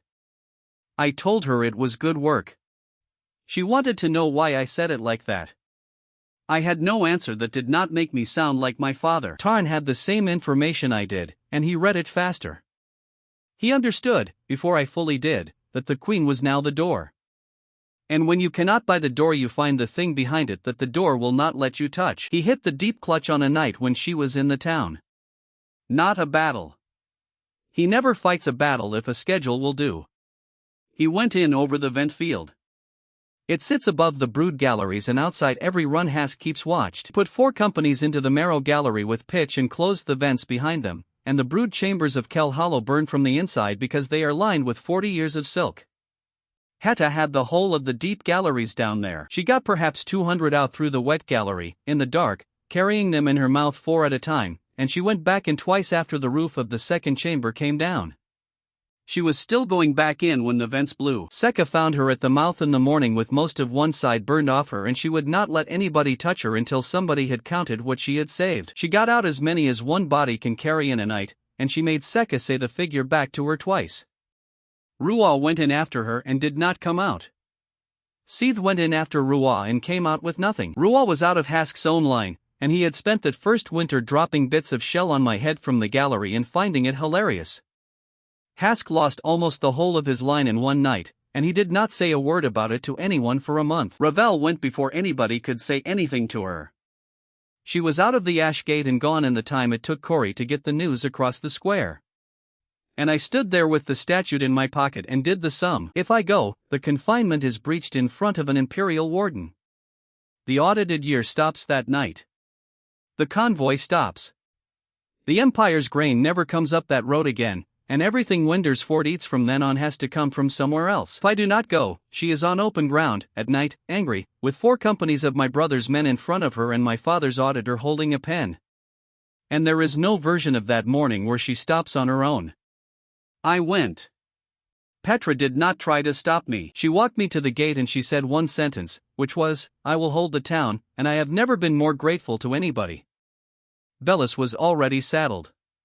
She asked no leave of me and needed none. Her job is to write down what she sees, and she had worked out that morning that what she was about to see was the thing her whole career had been walking towards. The audited year died at the ash gate at 4 in the morning, and Mira wrote it in herself, in the correct column, with the correct date, because that is who she is. We caught them on the flat below the vent field. I have tried to describe this to people who were not there and I have never got it right, so I will just give you what I had. There was a burning hillside behind her. There were 4 companies drawn up in good order, because Tarn's men are always in good order, and there was a line of horse on the left that had already started to move. And there was my wife, alone, walking, not running, exactly the way she had walked at the mouth of that shaft on the first morning. She was 200 paces from the front rank when I got my voice to work. Stop. She stopped. Not slowly. She stopped the way a thing stops when it has finished a calculation, and she stopped with 400 men watching, and every one of them heard a dead prince shout one word and watched the largest thing in the province come to a halt. And that is the moment everybody remembers, and every single person who tells it gets it exactly backwards. She turned around and came back to me and she was not obedient. She was furious. "Give me a reason," she said. "The clutch is gone. It is already gone. You cannot unburn it and you cannot buy it back, and the price of these 400 is more grain than this province grows. That is not a reason. That is a sum. It is the only reason I have ever had." She stood there in front of a burning hill with her hands opening and closing. Then she said the sentence that Bellis wrote down, and it is the sentence that ended the first half of my life. "I stopped because the sum is finished. Not because you called." And she walked past me toward the vent field to start pulling her own debt out of it, and left me standing in front of 4 companies with nothing in my hands. Bellis was 30 paces away with her book open. I went over to her, and I did the last calculation of that night, and I did it out loud like an idiot, because I was tired and because I already knew. "You are going to write that." "I am." "You could write that she stopped when I told her to." "That would be true," said Bellis. "It would also be the smaller half of what happened, and I have never written the smaller half." She wrote 4 lines. I have read them more times than is good for me. The subject halted at the carrier's word. On examination, the subject stated the halt was not consequent upon the word. No instrument of compulsion was observed, and the carrier claimed none. The assessorate records that the carrier holds no lien upon the subject. No lien. That is a phrase out of property law, and it is the most expensive phrase anybody has ever aimed at me, because every arrangement I had made in 2 years, with Petra, with Orden, with Ilman, with the villages of the Sill, every single one of them, had been built on a thing everybody assumed and nobody had ever tested. That the Weaver of Cal Hollow came with a handle, and that I was holding it. Bellis sealed her page on the flat below a burning hillside, and by the time the seal was cold, every promise I had ever made on my wife's behalf was worth exactly nothing. And 200 paces away, 400 men of the 9th had watched it happen, and were going to be in taverns about it inside the week. I could not unwrite it. There is no appeal from the assessorate, as Bellis had told me herself in the mud a year before, because there is nobody to appeal to. And I could not disprove it. There is exactly one way to prove a leash, and that is to give an order she has to refuse, in public, and let everybody watch her refuse it. Ineth got the 4 lines inside the fortnight, off a factor at Caldwell called Sarn who reads the assessorate returns for a living. She came up to Winder's Ford with the salt contract we had signed on the edge of a trough, and she was perfectly courteous about it, and she put it on the table in front of me and asked me to initial a change. The delivery clause. It had my hand on it as surety. She wanted it struck and replaced with the Hollow's own mark, and she had already had the new wording drawn, which meant she had ordered it before she rode. I asked her whether my hand had stopped being good. "Your hand is good," she said. "Your hand was never the thing I was buying. I was buying the sentence underneath it, which was that if the Hollow did not deliver, you would make it deliver." And I sat there with a pen in my hand and could not tell her she was wrong. She rode back down that afternoon and signed the same terms with Ravel at the vault mouth, and paid the same money, and went home. Nothing was lost. That is what I could not make anybody understand for the rest of that year. The salt still came. The price did not move. It simply came to a different door, and every contract I held went through the same quiet correction over the next month, one at a time, as fast as men could read 4 lines of an assessorate hand. The queue moved in 11 days. That is how long it took the province to read 4 lines of assessorate handwriting and act on them, and it is the fastest anything happened in 3 years. F came back first and did not stop in Trough Square at all. She went straight down the Ford Road to the Hollow with her salt contracts under her arm, past Hollis the smith, who had shot her horse that morning and who told everybody about it for a week. Then Toft, who carts for Tovey and who had spat at Secca in that same square the year before. Then the Caldwell grain house, which had refused us twice in writing. Then, in the second week, 2 men off my father's own tariff bench, with a schedule to negotiate and a very clear idea of which of us could not sign it. They did not come to my window. They queued at a hole in a hillside, in the rain, holding their hats, and Sowerby, the younger of them, went down the shale on his back, broke his wrist, and stayed anyway. Petra watched it from the wall with her arms folded and asked me what I intended to do about it. Nothing. There is nothing to do. They are going where the answer is. Then get the answer back inside these walls. I could not. That is the whole of the second year, in one sentence, and I may as well put it down plainly. I could not hold the trigger. I had never held it, everybody now knew I had never held it, and no arrangement I made was worth the breath it took, because any of them could simply go and ask her. I could not unwrite Bellis, and I could not order my wife to send them back up the hill, because that is precisely the order she would have had to refuse, in front of witnesses, and my brother would have had it in a letter by nightfall. What I could do was make the road expensive. Not for her, for everyone standing on it. The charter was Myra's idea and Petra's law and my arithmetic, and the 3 of us fought about it for 9 days. Windersford had been running on Petra's spite in my book. That was fine when the town was 40 squatters. It was not fine now, and the day the queue moved I understood exactly how not fine. So we chartered it. Properly, in the assize, in a form that could be read at court. And into the charter we sewed the book. Any agreement touching the labor of a clean one, or the labor of Kell Hollow, is void within these walls unless the cost of it is entered in the town account and read at the gate before it is performed. Not approved.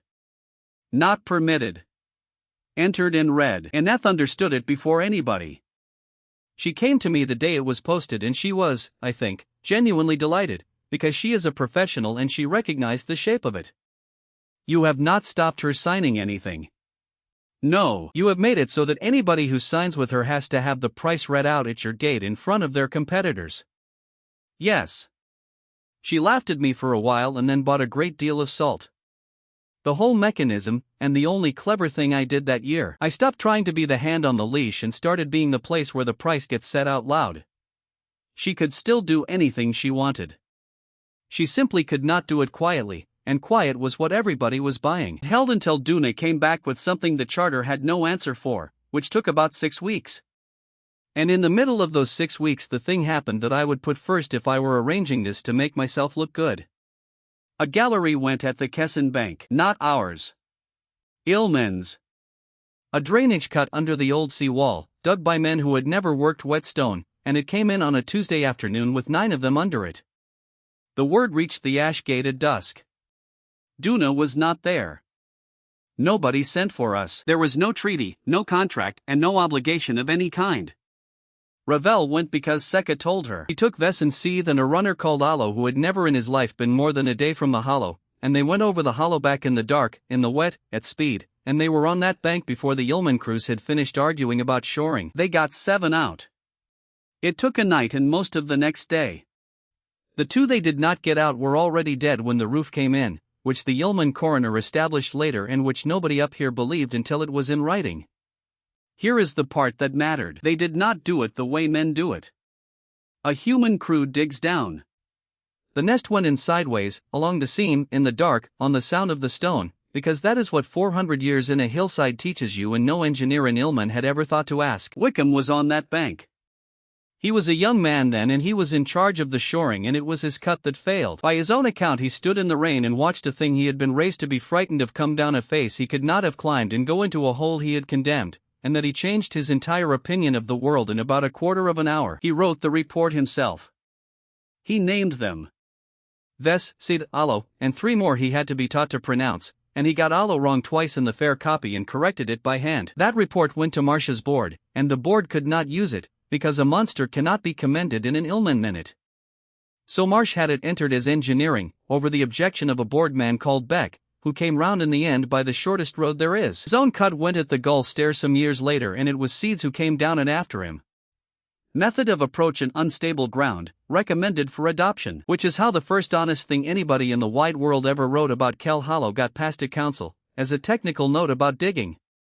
Duna came back at the turn of the season with a proposal that made the charter look like a garden fence. Not a contract this time. An alliance. Ilman feeds Kel Hollow every winter, permanently, in a treaty between the Salt Kings and the Nest as a party in its own right, which is a thing no human crown has ever offered a monster, and which he must have spent a year getting past his own council, and in exchange, a standing right of call. 2 engagements a year, at Ilman's discretion, for as long as the treaty runs. Put it in front of her at the vault mouth with a good part of the Nest listening from the Marrow Gallery, and he did not sweeten it, and he did not hide the right of call in the 4th clause where it usually goes. He read it second, and he read it in the name of Councillor Marsh, who chairs the Ilman board and who has never in his life left the coast. He is the best negotiator I have ever dealt with, and he never once tried to trick me. Ravel did not answer him. She came up the Ford Road that night, through the ash gate, past the boards, into Petra's back room where I was working, and she put the whole thing on the table in front of me. What does it cost? And this is the part one have to get exactly right, because it is where the whole year turned. I could have shaded it. The honest price was so heavy that a small lie would have been a kindness, and she would not have caught it, and the Nest would have eaten forever. I priced it straight. A right of call is not a job. It means somebody else decides when you work, and a party that eats from one table cannot argue at another. The day this is signed, Kel Hollow stops being a party and becomes a client. Not this winter. In 6 years, when a man in Ilman who has never met you decides where you are going. And there is a second half. My father cannot allow a foreign crown to feed the Nest that holds his border. The month he hears it, the registration comes off the shelf, the dissolution follows, and the 9th is on the Ford Road. So the cost is the independence of the Nest, and then the town, and then me. She stood there with her hands on the back of a chair. She broke it, incidentally. Not in anger. She simply forgot what she was holding, which she does. Then she asked me the question I did not expect. Is it worth it? I do not know. That is not my sum. It is your Nest and they are your dead, and I am the wrong person to price your independence, because I have never had any. She took the paper and she went back down the hill, and she did the thing that I still think was the largest single change in her in 3 years. She refused to decide alone. She put it to the Nest.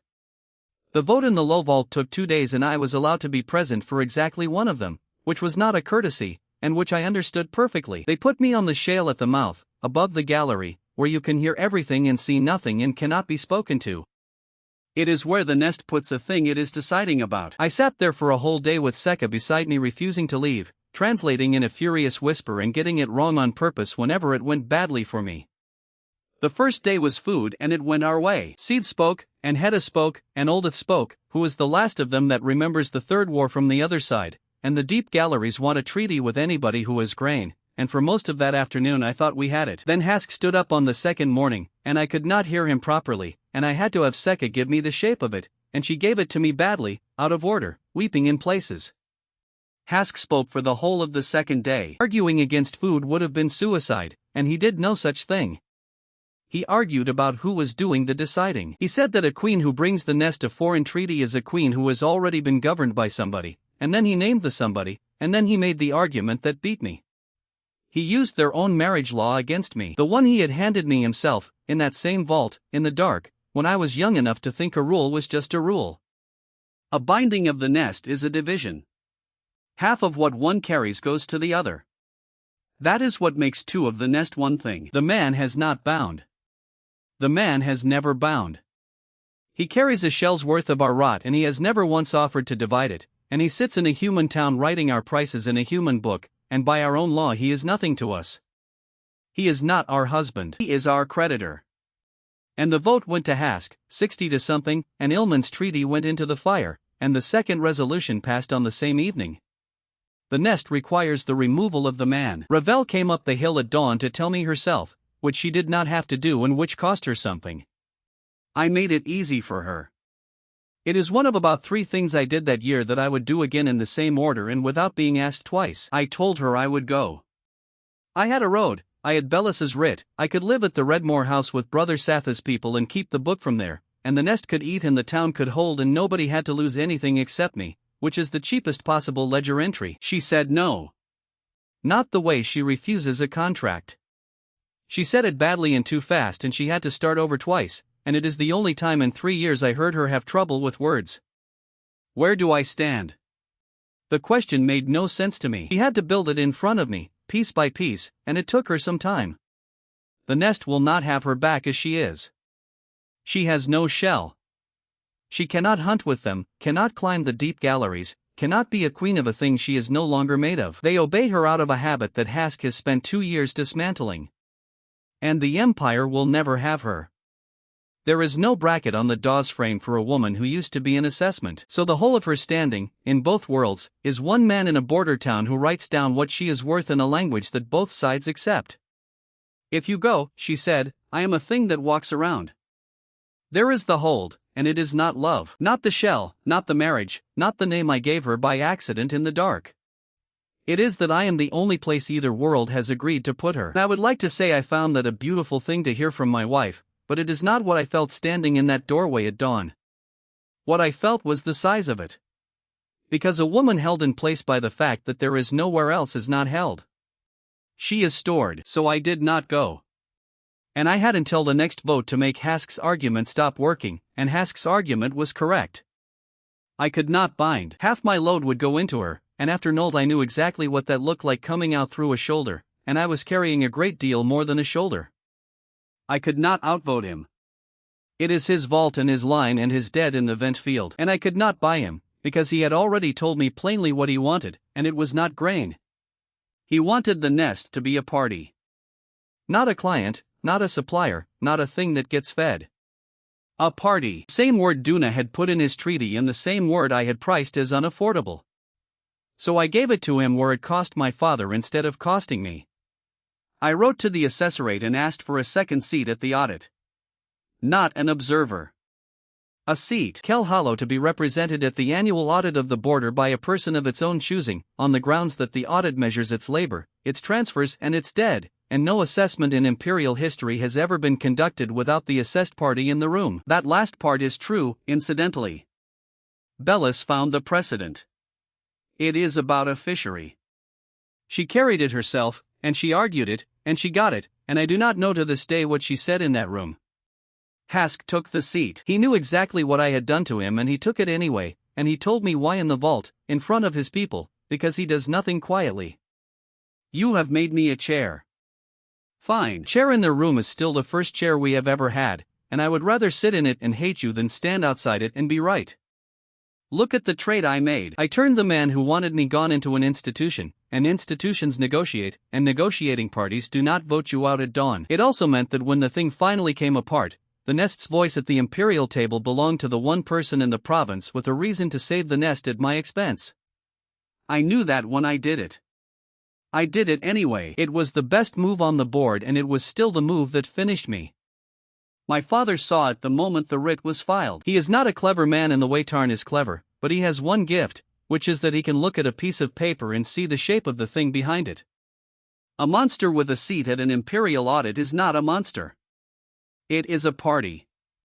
A party has standing. A thing with standing can be wronged, and can complain, and can be owed.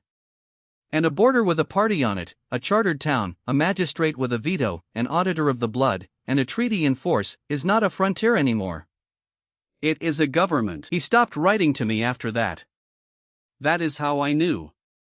For 7 months my father sent nothing at all, and I told myself it was a good sign, and Mira told me it was not, and Mira was right, because he had stopped trying to solve me and started reading. And while he read, we had a summer.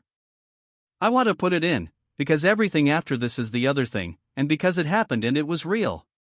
We got through that winter on Ilman's grain and a great deal of bad temper. The town learned things about itself. It learned that a clean one can work a night shift and does not mind, and that this causes resentment, and that the resentment has nothing to do with monsters and everything to do with wages. Petra put a stop to night work inside a fortnight. Not for safety. Keep the peace at the oven.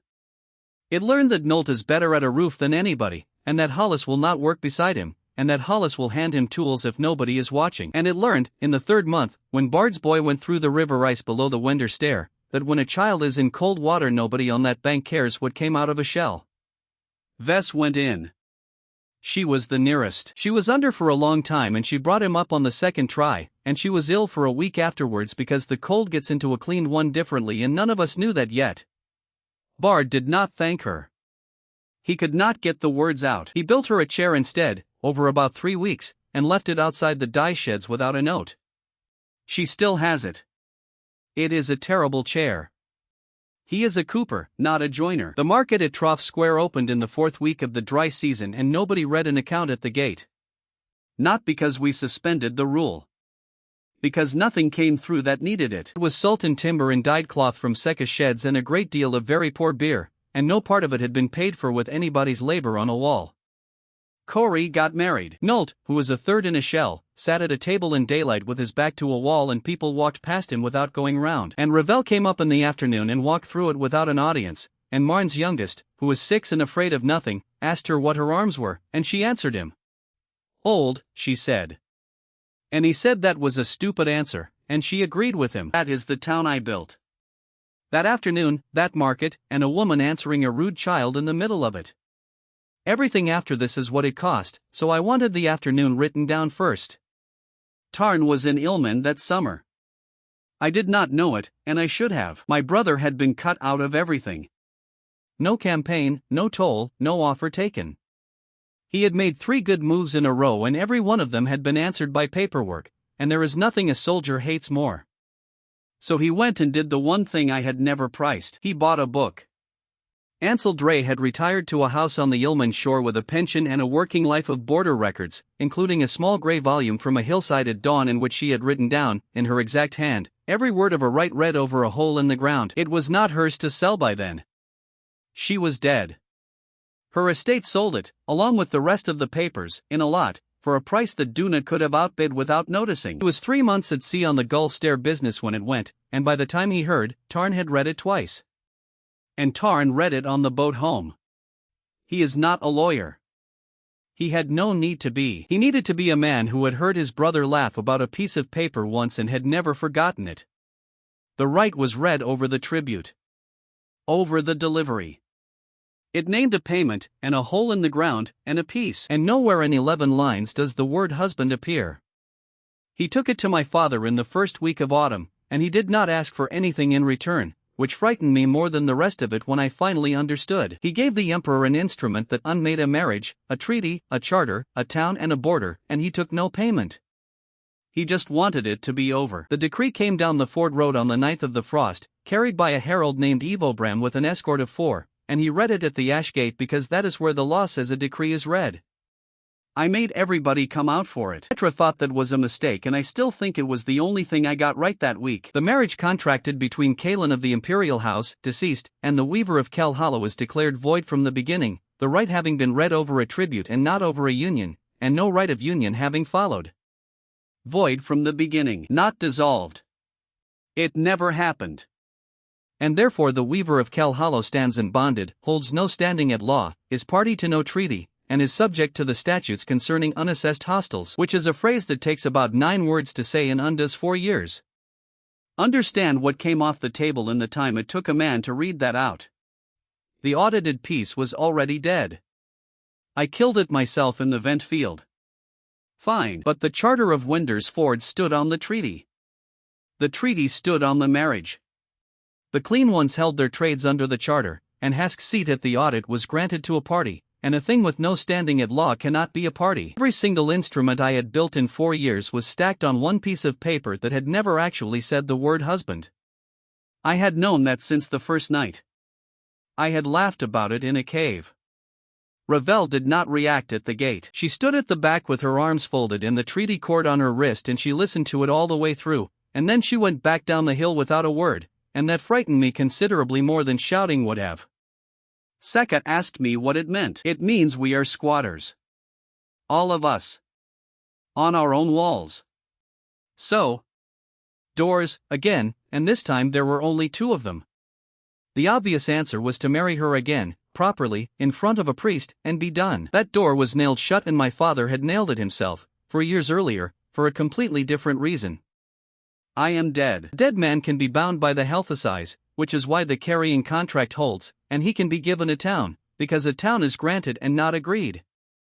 What he cannot do is contract a marriage. And to make me alive again, the court would have to withdraw the declaration of my death, which would mean admitting that the crown certified the death of a living prince to sell a war to its own generals. He would rather lose the border. He said so, eventually, to my face. And there was the other door, and I need to be honest about why I did not open it, because I said the words out loud in Petra's back room in front of Mira and I have to live with them. The nest law was still there. It had been there since the day Hask gave it to me. But going into it now meant asking the nest for a binding, and the nest had voted for my removal a season earlier, and the price of a second vote would be set by a man with a chair at an imperial audit who had already told me what he wanted. He would ask for the town. Not out of spite. Because a party with its own seat needs its own ground, and Wender's Ford is the only ground on that border with walls. So the nest law would cost me Wender's Ford, and Petra, and the market, and the Clean Ones trades, and I said no to it out loud in that room and I have never been sure whether that was principle or cowardice or simple exhaustion. Mira wrote down that I had considered it and declined. She writes down everything. It is why she is the best of us. The 9th came up. The Ford wrote 11 days later. Lawful orders. Unassessed hostels in an unchartered settlement on Crown ground. Tarn had every paper he needed, and he brought them, and he had them read out too, because my brother is nothing if not consistent. We had one advantage and it was Petra. The obvious thing was to empty the town. Get the Clean Ones into the hollow, get the human families south to the Sill villages, leave Tarn a set of walls and no crime. Petra refused. She stood on the ash gate with the Wender chain on and she told the herald that the magistrate of Wender's Ford was in residence, that the town was inhabited, and that she would be inside it. I came up onto the gate to argue with her about it, and Petra heard me out and then gave me the whole thing in 2 sentences. Empty walls get cleared. Full ones have to be besieged. A clearing takes an afternoon and no one writes it down. Siege takes a fortnight and a quartermaster and a line in somebody's return, and every day of it is a day when a man out there has to keep deciding. That was the second break I gave her, and the better one. Not the veto on cleanings. The break was that I had made her a magistrate who could not be told what to do by me, and so when she chose to stay, it was not my choice, and Tarn could not treat it as mine. 14 days of siege. Here is what a siege is, in case you have only heard about them. It is not assaults.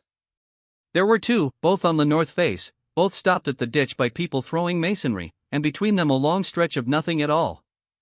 A siege is water. It is Petra rationing the Wender wells out of her own blue jug because Tarn had a man drop a dead sheep in the upper race on the second morning, which is lawful and which everybody does. His second and 4 of the Clean Ones going out over the wall at night to lift a fodder cart, and coming back with a fodder cart, and the whole town finding out at dawn that fodder is not food. It is a boy called Tib, who carried the 6th standard and who was 17, standing in the ditch under our wall for most of an afternoon shouting the terms up at us because his officer had made him memorize them and he could not read. Petra had him fed over the wall, in a basket, in front of his own line, which caused a formal complaint from a Chancellor Vane who has never in his life been outside Ansar. It is Nolt, who is a third in a shell and cannot be hurt by an arrow anywhere it matters, standing on the parapet all night in the rain because he is the only one of us the archers could not usefully shoot, and doing it every night without being asked. And mostly a siege is the same faces looking at each other in the cold, working out how long the barley lasts, and being extremely polite. Janet the Weaver had a daughter in the middle of it and named her after nobody at all, which Petra approved of. That is what my brother was spending. A fortnight of Rel's returns in 2 ditches full of his own men against a town of 9 families, some Clean Ones and a magistrate who would not leave. Rel wrote in his own book, towards the end of it, that the division was consuming more in place than it had consumed on the march to Kessin. Bellis has that entry. She got it later and she made a copy of it and she gave the copy to me without being asked, which for Bellis is a declaration of love. Late on, Farrick's third asked for a rotation and did not get one. The next morning a man out of Osric's picket walked up to our ditch under no flag at all and asked Petra whether it was true that there was a magistrate in there, and when she said yes he went away again, and that was the whole conversation and everybody who heard it understood it perfectly. On the 9th, Petra did the arithmetic out on the long table with Mira and me and told us the truth about the barley. 9 more days. That was all of it. 9 days, and after that the town starts choosing who eats, and a town that has started choosing does not stop. She had known for a week. She had not told anybody, because telling people a number does not put grain in a store, and because she wanted one more day of a town that still argued about drainage. Mira wanted to send out. Mira thought that if we put the figure over the wall, in the open, to Farik and Aleph and every man in that ditch, the arithmetic would do the work. Petra would not have it. Her reason was flat and correct. A number over a wall is a request. Requests get refused, and then everybody has heard you ask, and you are worse off than before you opened your mouth. So we sat on it. I went up onto the north wall in the evening the way I had for 4 months, and stood there, and Milt came up and stood beside me for a while and said nothing at all, which is his way of being kind. What matters is the second. I came out, not to fight and not to surrender the town. I came out under the plague statute, which was still in force against me personally, and which I had breached in the vent field in front of an imperial warden and had never answered for. I walked out of the ash gate and down to the assessorate tent, which Bellis had pitched exactly halfway between the lines because she has a horror of appearing to belong to anybody, and I put myself back inside my own confinement and surrendered to her. She did not want me. She truly did not. She stood in the door of that tent with her spectacles pushed up and looked at me the way you look at a man handing you something heavy. You are giving yourself to the wrong department. I am giving myself to the only department out here that writes. And that is the whole trick. Tarn could not take me off her, because a declared carrier in the custody of the assessorate is a health matter and not a military one, and a prince cannot seize a health matter without a writ from the health assize, which sits in Ansar, and the fastest post rider on that road needs 6 days each way when the ground is hard. 12 days. That is what my own arrest was worth, and I paid the whole of my remaining standing for it, and it was the best price I ever got. Bellis had to enter the grounds. That is the part my father did not think about, because he has never in his life imagined the inside of somebody else's working day. She could not simply write down that she had taken me. The form requires whoever takes a carrier to state the circumstances of the surrender. So she wrote them. The carrier surrendered voluntarily during a siege of the settlement at Winder's Ford. The carrier's account for the preceding 4 years is complete, cross-rolled and clean. The undersigned notes that no measure of rot recorded in that account is unaccounted for, and that the settlement under siege is the sole location in the province where transfers have been recorded at all. Then she sealed it, and it went into the assessorate's own returns, and it went to Ansar with the ordinary post, and that is the first crack in my father's floor, and it was made by an imperial official doing her job correctly. Mira did the rest. I did not ask her to. There are people at court who still believe I did, and one of them wrote it down, and it is sitting in an archive being wrong at somebody right now. On the 5th day of the siege my sister walked out to the north face of the wall, where the 9th second line was drawn up out of bowshot, and she stood on the parapet in her mourning ring with the audit under her arm and read it to them. Not the summary, not the argument. The columns. She read the first page, which is the men of the 9th who died on a hillside in the first hour of all this, 11 names, and what each one cost, and who carried it. Then she read the transfers. Then the debts. Then the limits accepted voluntarily by the carrier, which by then ran to 2 pages, and which included a magistrate's veto and a confinement he had put himself under and a treaty cord he had never asked to be given back. She read for most of 2 hours. Nobody shot at her. She is the emperor's daughter, and she was wearing mourning for a man they could all see standing in an assessorate tent, and there is no order in the world that covers that. 2 of Tarn's companies did not move on the 6th morning. Not mutiny, nothing so clean. They were slow, and then they were slower. Farik, who has the 3rd, found 4 reasons in one morning, and Aleph of the 6th reported a fodder problem that everybody including Rel knew was invented. That is what an obvious sum does to men who have been told a story. It does not make them refuse. It makes them careful. For about 11 hours I thought we were going to win it standing still. Then my wife came over the wall. She had been in the hollow for 12 days doing exactly what I asked, which was nothing, and she had watched a siege line sit around a town with her husband kneeling in a tent in the middle of it, and on the 12th night of it she stopped. She came through the second line on the 12th night of my arrest, at about 3 in the morning. She went around the assessorate tent, which is the only reason Bellis is alive, and came at the cart they had me chained in. She got me out. She was very careful with me and not careful at all with anybody in the way, and there were 9 of them, and they were men who had been standing in the frost being careful for 2 days. While, who carried my brother's orders, was one of them. She carried me the last part. I was walking perfectly well. And on the way up the shale she said the only thing she said that whole night, into the side of my head, quite calmly, as a statement of fact. They had you in iron. They put my husband in iron and I let them do it for 12 days because you asked. I do not care about the town. 2 of them were from the companies that would not move. There was no version of that night where she left me in Bellis's tent. I knew it walking out of the gate and I built the whole play on 12 days anyway, with 4 years of evidence sitting in my own book.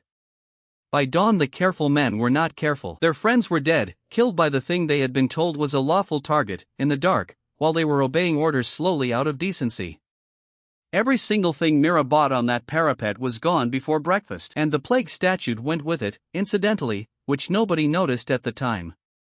A carrier who has been carried off by an unassessed hostile is not a carrier under confinement anymore. He is an incident. The health assize closed the file in the spring, and from that day I was legally nothing at all, which turned out to be useful exactly once. She took me up to the hollow and put me in the low vault and set 2 of her own on the gallery, and I sat there in the dark with my hands shaking and understood that I had been rescued into a cage by somebody who loved me. We had the worst argument of our lives. Most of it stays where it happened. The part that matters is the end of it. I told her she had cost me the 2 companies. She said the 2 companies were pointing bows at a tent with me in it. I said they were not going to shoot, that the whole point was that they were not going to shoot, that I had spent 4 years making it so that men would rather stand in the frost and think than shoot, and she had killed the ones who were thinking. And she said the thing that stopped the argument dead, which was, I do not know how to want you alive and also want that. Then she went out onto the gallery and did not come back for a day. I left the next night. Not away from her.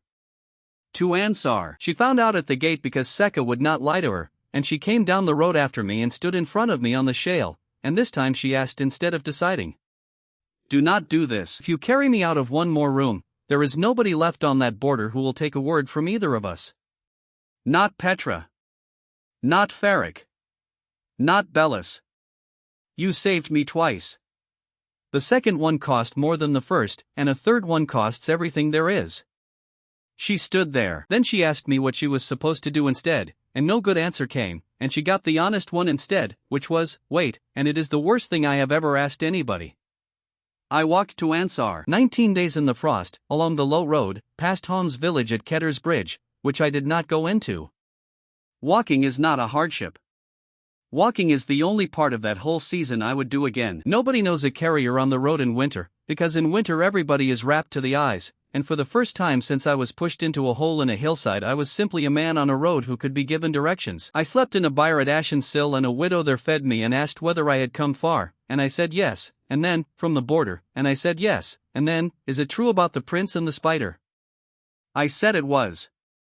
And she told me the story. All of it, her version, over a bowl of barley, to the man it happened to, and she got about half of it wrong and every wrong part was better than what actually occurred. In her telling I was 7 feet tall. She had one thing exactly right, and it was the thing nobody at court had said out loud in 5 years. In her telling the whole business went wrong for the emperor on the day people found out the wife had not been forced. I let every part of it stand. I thanked her for the barley and slept in her byre and went on in the morning, and I have never been given a more useful piece of intelligence by anybody, including my sister. Ansar in the Frost is a grey city with a great deal of smoke in it and it smells of the tanneries whatever anybody at court tells you. I had not seen it in 5 years. The tariff gate has a new arch. There is a bridge over the bell where the ferry used to be. Somebody has pulled down the row of shops where my mother used to send for cloth, and put up an office. Nobody looked at me twice until Den looked at my neck. I went in through the tariff gate on foot with no escort and gave my name to a boy called Den who was minding the book, and he laughed at me, and then he looked at my neck and stopped laughing and went to fetch somebody. My father saw me on the 3rd day, not in the hall. In a small room with a fire and 2 chairs and no witnesses at all, which is how I knew he had already decided everything and wanted no record of the offer. He is smaller than I remember and he looks like me, which people always said and which I never saw until I was standing in front of him with nothing left.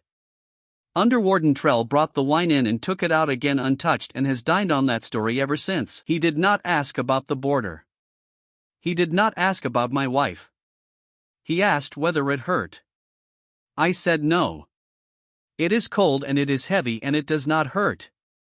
And he nodded, and he was quiet for a while, and then he made the only offer he ever made me. The crown keeps the peace. All of it.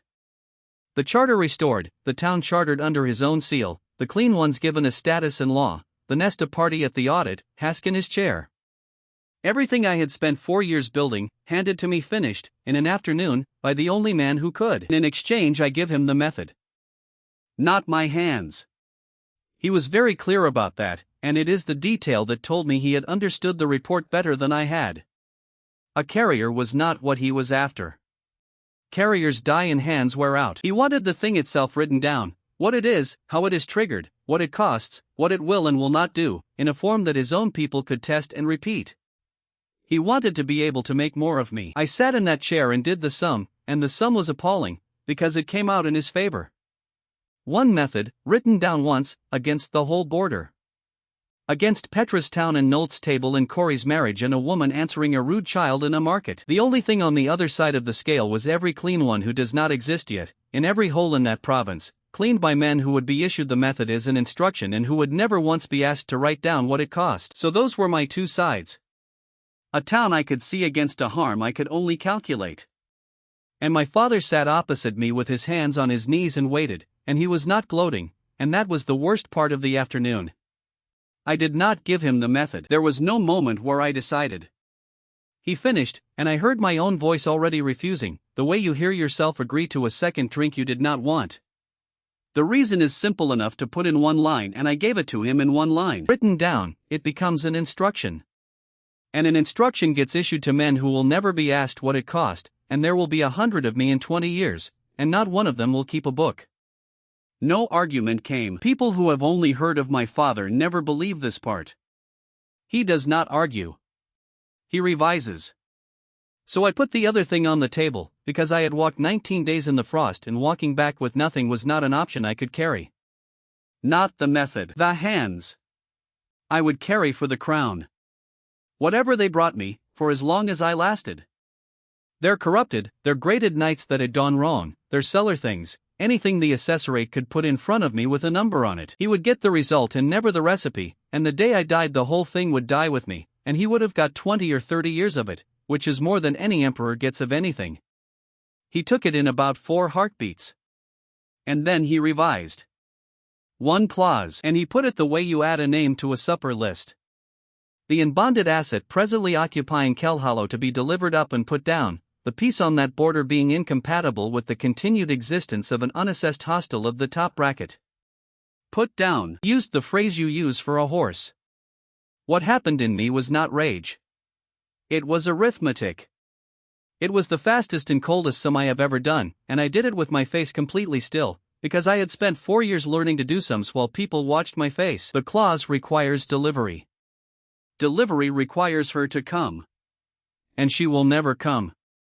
She has never in her life gone anywhere on somebody else's paper. She does not read our law, she does not accept our courts, and the day anybody arrives at Kelhollow with a warrant she will be at the bottom of a hole that no army in the province has ever mapped.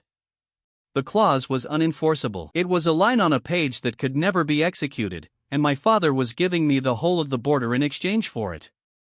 So I signed. My father's clause about putting my wife down, in a small room with a fire, and I did it because it could not be carried out, and I was right about that, and being right about it did not help me at all. Then I made the second decision, and that is the one that finished me. I decided not to tell her. Give me the credit of hearing why before you decide what I am. It was not cowardice, or not only. If Ravel knows there is a clause requiring her delivery, she does not hide. She goes, she walks into Ansar and presents herself, in the open, in front of everybody, because the only thing in the world that would make her do that is a chance to be in the same room as the man whose name I gave her on the first night. She would let them take her, if the taking put her within reach of him. The clause was unenforceable only for as long as she did not know about it. The moment she knew, it became a door, and she would walk through it, and it would work exactly as it was written to work. So the safe thing and the honest thing were opposite, and I chose the safe one, and I chose it in about the time it takes to sign a name. Here is the shape of it, and I could see the shape sitting right there in a chair in front of his fire. There is no version where I tell her and she survives it. There is also no version where I keep it from her and we survive it. I came back up the Ford Road in the spring with a chartered town, a status in law for every clean one, a seat for Hask, the marriage of no consequence to anybody anymore, and a piece of paper in my coat that I did not read out at the gate. Nothing I had ever brought back up that road had gone unread at the gate before. Petra noticed on the first evening. She held her tongue for the rest of the month. The news went ahead of me, of course. Not the clause. Just the fact of it. The seventh prince walked into Ansar and walked out with everything. By the time I reached the ash gate, my wife had known for 6 days that I had signed something with my father and had not sent word about what. She did not ask me. Out of the whole of that hour on the road below the gate, that is the part that will not sit down and stay sat. He had 4 years of a man who read her every word of every document, out loud, entire, because shortening things was the one promise he had never broken, and she had 6 days of silence, and when I finally stood in front of her she did not ask. She had already priced it. She looked at me the way she looks at a sum that has come out wrong and put her hand flat on my chest where the black is. "You are cold." And she went down the hill. Duna had been in the hollow for 2 days when I got back. He had not come for me. He had come because the Ilman Council had finally, after 3 years, ratified the standing treaty he had been trying to sell us since the frost, and he came to put it in front of her one last time. And this time she took it, not the version he had read out at the vault mouth. Worse. She negotiated, and she negotiated well, and what she got was better food, faster, and a term of 6 years instead of 10. And what she gave was the right of call. 2 engagements a year, at Ilman's discretion, for 6 years, with the first one exercisable immediately. She did not take it out of anger. Half the province decided otherwise inside a month, and the half that decided it had never watched her price anything in her life. She took it because a woman who has just watched her husband sign something with the man who put her in a shell, and not tell her what, is a woman who has worked out that she is about to be handed over. She was buying an army. That is all it was. She bought the only army in reach, and she paid for it with 6 years of her own labor, and she did it in 2 days, and she did not tell me either. We had that in common by then. I found out from the book. I cannot get around it and I have stopped trying. Myra's intake showed Ilman wagons at the hollow with a treaty number on the docket, and Mira brought it to me because Mira brings me everything, and I read my own instrument telling me my wife had gone. The thing I built so that she would never have to lie to me worked perfectly. It gave me the truth, immediately, in her handwriting, 3 days before she would have brought it to me herself. I sat with that page for a long time. Hask went to the audit in the 4th week of spring. He had a chair. I had given it to him. He had lost almost his entire line in the vent field, and he had not spoken of it once in a year, and he went to Ansar and sat in an imperial room as a party, and he voted with my father. Not out of malice. He explained it to me afterwards, at the vault mouth, in front of his own people, because he does nothing quietly. Ilman's treaty binds the nest for 6 years to a crown that has never fed us. Your father's charter binds nothing and feeds us next winter. My people were burned in their chambers by a prince who is still commanding a division, and the only thing anyone has offered us since is a chair. I intend to keep the chair. The queen made a treaty for the nest without the nest. So did she, once, with you. I have voted to say that the nest does not consider itself bound by anything its queen signs alone, which is, word for word, the argument he used against me 2 years earlier, and he knew it, and he watched me recognize it. So by the end of that spring, Ravel had a 6-year contract with a foreign crown, no vote in her own nest, no standing in mine, a husband who had signed something about her, and one right of call outstanding. She had never in her life been that alone, including the 40 years in the dark. And I went over the line in the 2nd week of summer. The crown's carrying started as soon as the ink was dry. That was the deal I had asked for. They arrived under a Cesarate escort in closed carts, driven by a silent man out of Redmore called Gaynor, 1 or 2 a month, and I took them at the vault mouth with Bellis measuring before and after, because I insisted on the record and my father did not care either way. I am going to give you 2 of them and then stop, because they are all the same and that is the point. The first was a graded knight. Second cohort, 20 years service, a name that stays out of this because he has family. He had gone wrong the way they do, slowly, and had been kept in a cellar under his own barracks for most of a year while his cohort worked out what to do about him. He came out of the cart on a chain and he was still wearing his own belt. And it stopped me cold. Somebody had left him his belt, because somebody down there had not entirely been able to treat him as an object, and I stood on the shale and understood that I was about to become the person who did. He had to mean it.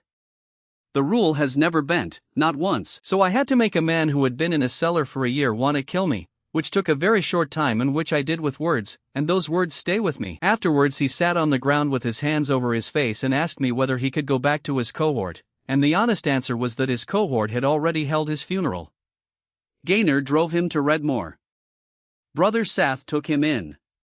He is still there. The second one I will give you was a girl of about 11 out of a village on the Bell, and she had not been in any cellar. She had been in a locked room in her own house with her mother sleeping outside the door for 8 months, and the mother came up in the cart with her and would not let go of the chain. I asked the mother to leave before we started, because of what has to happen, and she refused. So she watched it. All of it, the part where I make a child try to kill me and the part where I hold on. And when it was done and the girl was sitting up in the mud with her own face on and no idea where she was, the mother came over to me and hit me, once, very hard, across the mouth, and then thanked me, and both of those were correct and I have never worked out the order they belong in. Bellis wrote, transfer affected, carrier stable. She measured me afterwards and did not tell me the figure, and I did not ask, which is the first time either of us broke that particular rule. There is no ceiling written anywhere. Nobody has ever measured a carrier to destruction, and the assessorate does not have a table for it, and Bellis put it plainly in the first month that she was writing numbers she had no scale for. The load does not leave. Not ever. Does not settle, or fade, or work its way out.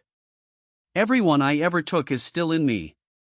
And the one place I had ever put weight back was into the thing it came out of, while that thing was asking for it. And after nobody in Kell Hollow ever asked again. They had all seen a plate of shell come up through a shoulder in the time it takes to boil a pot. So by high summer I had 4 years of a nest, and a spring of the Crown cellars, and nowhere at all to put any of it. The one I did not choose was Alice Fenn, off a small holding at Ketter's Bridge. She was not on the schedule. She was not in a cart. She was standing at the ash gate at dusk with a shawl on and her hands in front of her, and she was the 4th or 5th stage of something and she had walked there herself, which they can do for about a week before they cannot. I was on the gate. Corey was on the gate. She was 2 paces away. I do not remember reaching. I remember Corey's face, and I remember that my hands were already on her, and I remember that she was not trying to kill me at all, which means it should not have worked. It worked anyway. She came out of it with her own name in her mouth and no idea where she was, and I went down on the stones and did not get up for a while, and Corey ran for Petra instead of for my wife, which tells you where things stood by then. The rule had been the same since I was a boy. It takes the intent. No intent, no cleaning. And I had just done one on a woman standing still in a shawl. My system had been saying the same thing since midsummer, and saying it oftener. Room for none. It had simply stopped mattering what it said. For words, and they are the whole of that summer, which means the thing had stopped needing my consent to run, or the load had got to the point where it goes looking, and I have never worked out which of those is true and I am not sure the difference matters. There is a line. Nobody tells you where it is. You find it by being on the wrong side of it. Illman called her in the 8th week of summer. The right of call, first exercise, delivered to the vault mouth by a Salt Coast courier in a sealed tube, and by the terms she had negotiated she had 11 days to answer. Bayan fleet had been sitting off the Illman road since the spring under an admiral named Corvain, with his flag in a great ugly ship called the Marchant and his supply anchored under the Gull Head, blockading a coast that lives entirely on what comes over water. Illman had asked the Empire for relief in the winter and my father had done nothing, because a hungry Illman is a cheap Illman. So Duna spent his call. She went on the 9th day. She left in daylight. She left word with Seka and made her carry it up the hill, which she had never done before, and which was the closest thing to a message I got. The word was short and Seka would not read it out.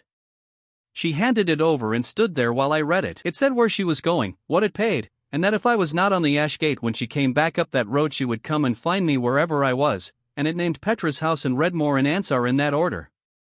She was gone 11 days. I have never been asked what I did during them, and the answer is nothing, and the nothing is the worst part of this whole account. I mended a fence. I walked the Sill Road on the days she used to walk it, which was pathetic and which I did anyway, because people were used to seeing somebody on that road at that hour.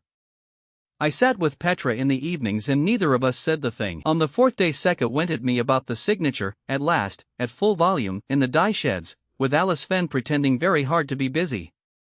You tell everybody everything, she began. You read a monster a grain return for 2 hours because you promised. You nailed the price of a fort to a wall. And the one time it was about her you kept it in your coat. I said that if she had known she would have gone to Ansar. And Seka, who is not clever the way Mira is clever and who is right more often, yes. She would have gone, and she would have gone knowing, which is hers to do, and you took it off her because you did the some better. The whole case against me, laid out by a girl of 21 with blue arms in about a minute and a half. On the 7th day Hedda came up the hill, which she had never done, and stood outside the ash gate because she will not come in. Seka came down to put it into words for her, because Hedda has no human mouth and I have no clicking one. She wanted to know whether the queen was coming back. I said I did not know, which was true.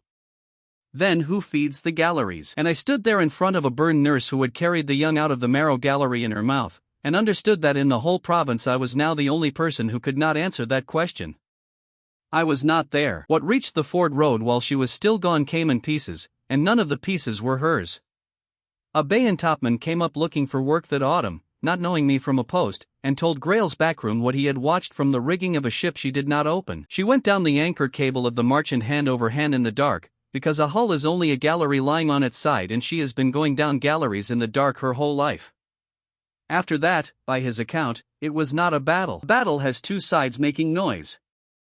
Then he gave the room the part one have never been able to put down. She stopped while there were still hulls on the water. 4 of them, riding at anchor in the dark with every man aboard watching her stand on the last one she had opened. Nobody aboard understood why she stopped. He said the sea went quiet in the order she chose, and that a man in his boat reckoned she must be counting. She was. I got the reason out of her myself, months later, and it ran to 4 words. 4 is what the wagons were worth. The world got exactly what my father's coin had promised for 4 years. A monster of the top bracket, off her leash, working for a foreign crown, erasing a fleet in open water on somebody's instruction. And no husband anywhere in the picture. The province did not wait for the details. Windersford started emptying on the 6th day, before the news was even confirmed. Not all at once, and not with speeches. A family at a time, at night, quietly, the way people leave. The first were the Enderbys, who had come up from Caldwell in the good spring and had the north stall next to Bard's cooperage. They went out through the ash gate before dawn with a handcart and they did not knock on anybody's door on the way, and Corey found the stall stripped at first light and came and told me and was ashamed of them on my behalf. I went round in the afternoon like an idiot and asked people to stay. If you want a low point, take this one, and not the fleet. It is a man going door to door in his own town with the black up to his jaw, explaining that his wife is at sea and that everything is fine. Marn let me get all the way through it. He is a decent man and he has a boy of 8. Then he said, I am not frightened of her. I have never once been frightened of her. I am frightened of what your father does to a town that has her in it, and you cannot tell me that is stupid, because it is exactly what you have been telling me for 5 years. Left in the 2nd week with the whole crew, down to Caldwell, and he took his youngest, who cried the whole way to the gate and had to be carried. Corey's mother went the day after and would not look at me. She left the oven laid, which is a thing you do if you think somebody might come back and want bread. Then the Tovey men, who had only just come. Then the Ashen Sill families. Then Hollis, who took his anvil and his boy down to Caldwell. Then Janet, who did not, and then Janet a week later, who did. Then the 2 households on the Winder Stair that had been there since before the 3rd war and had survived it. By the end of the 3rd week, the sound of the town was wrong. That is what I could not get used to. Not the emptiness, the sound. A market square with no market in it makes a completely different noise when you walk across it, and I found myself crossing at the edges to avoid hearing it. Seka stayed, and so did Grail, who bruised, and who told me flatly that she had nowhere better and no intention of pretending otherwise. Seka got angrier every day and she would not tell me what about, and on the 9th day she finally did. She said, you were going to let them all leave and then you were going to say it was your fault, and both of those are easier than going and getting her. She was 17 when I pulled her out of a shell with a broken foreleg, and she is the only person in this account who has never once been wrong about me. The clean ones stayed. Vess, Nolt, Seka, Alice Fan, every one of them.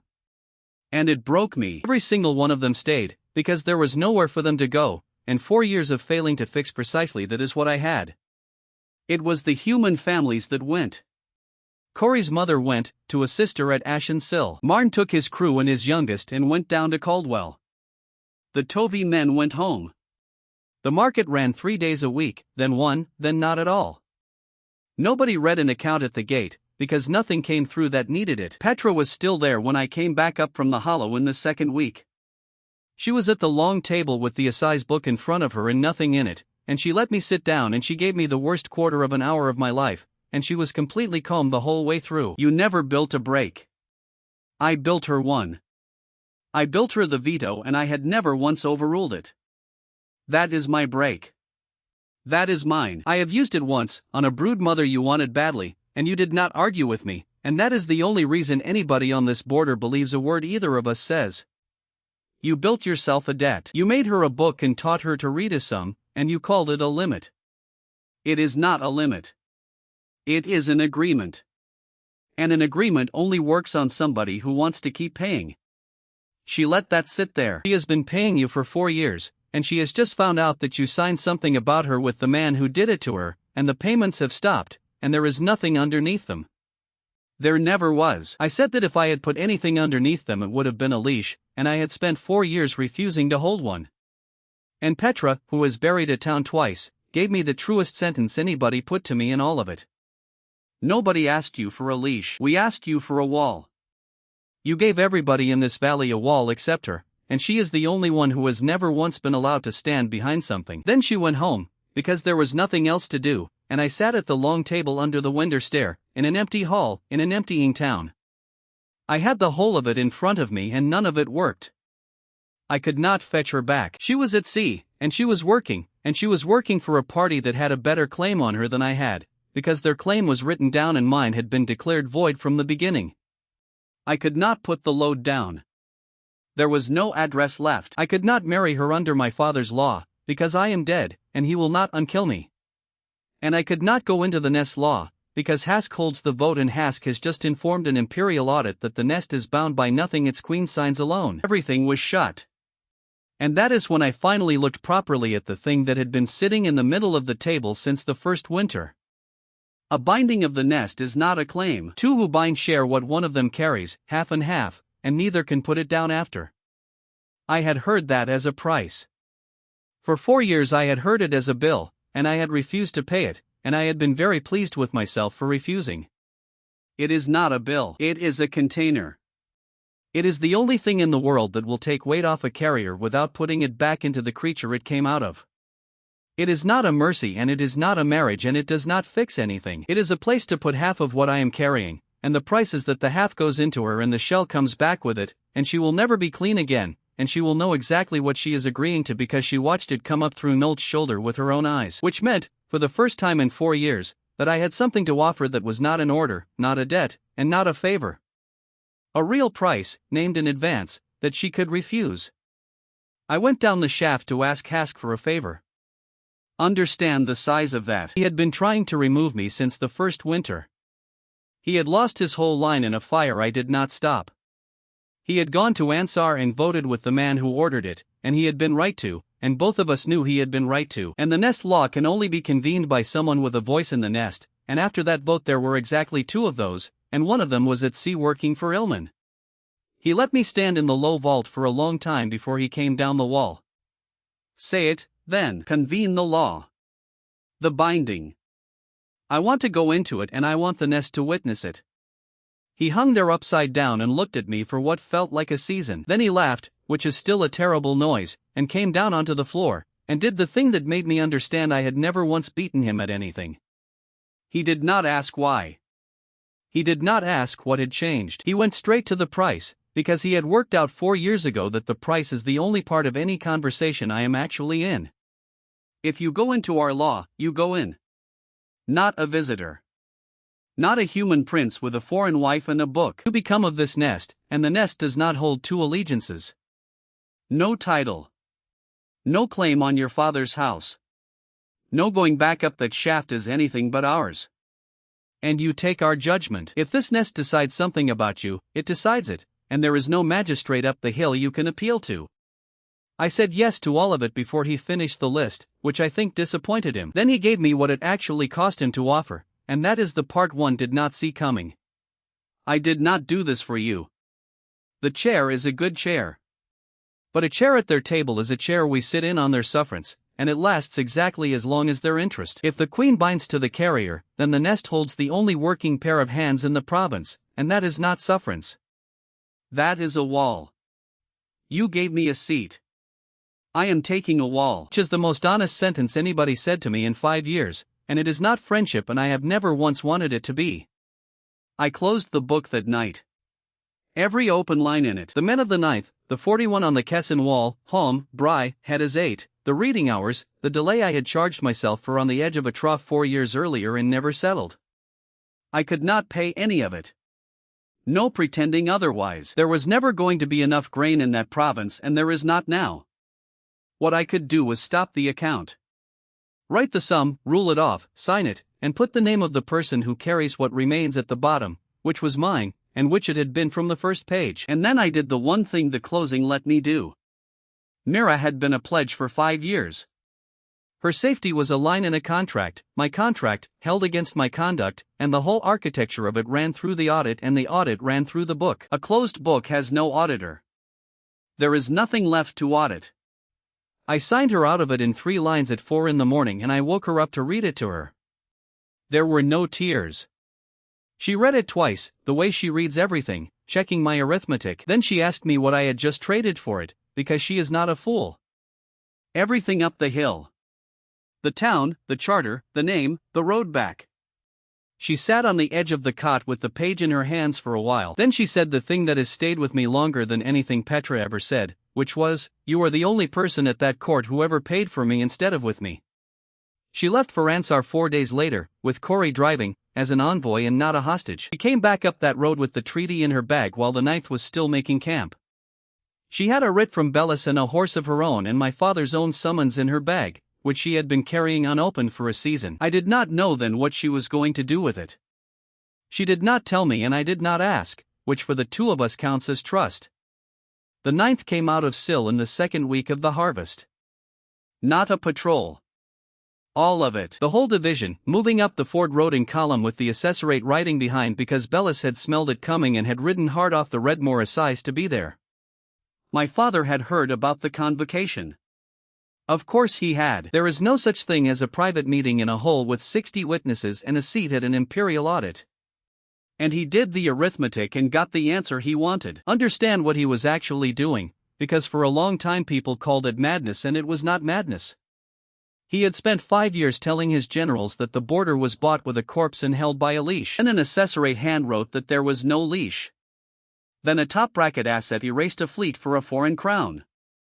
Then the same asset was about to be bound by nest law to the only carrier in the empire. Every single one of those facts was in circulation, and none of them fitted the story on his own coin.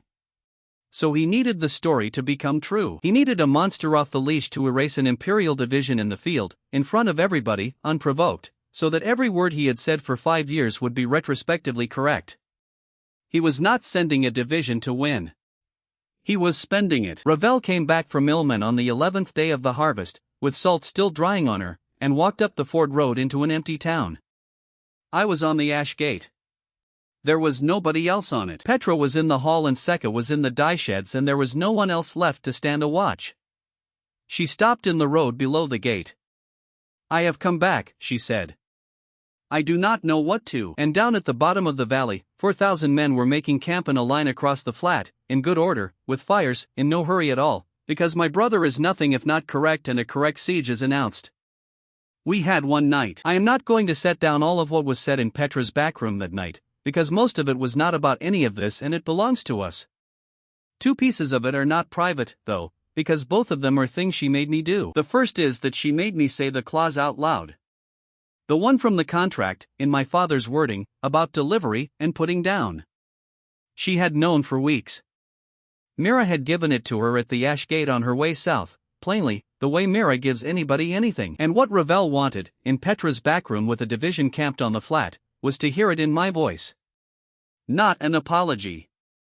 The words. So I said them, and she listened to the whole thing with her hands flat on the table, and at the end of it, "That is what you were carrying up the hill," she said, "when you came back in the spring and told me you were cold."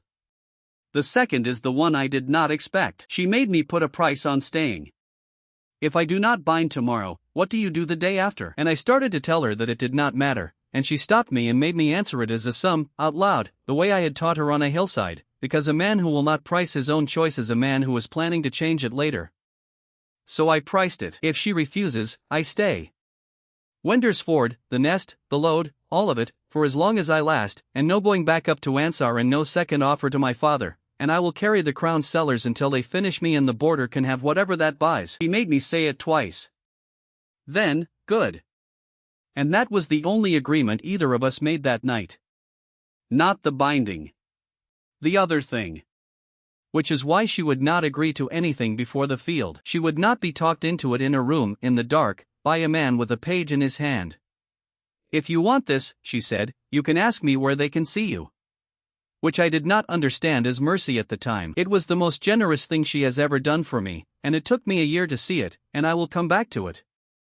The field below Wender's Ford is the Sallow Flat, which is a stupid name for a place with no trees on it, and it is what everybody calls it. 4,000 of the 9th on the southern side, and my brother behind them with Weil at his shoulder. Farrick's 3rd on the left, Aletha's 6th on the right, and Osric's picket in the center. All of them watched for what they had already refused to do once. On the northern side, coming up out of the hollow through the vent field and along the Bell Field wall, the nest.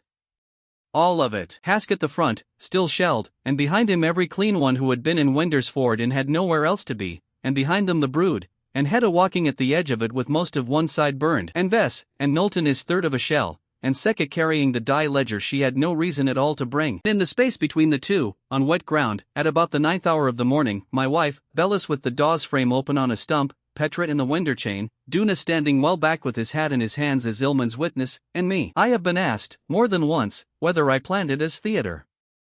The answer is that there was no other room in the province big enough. I did the first part alone, and it is the part that nobody expected and that I had not warned her about. I accepted the dissolution. Out loud.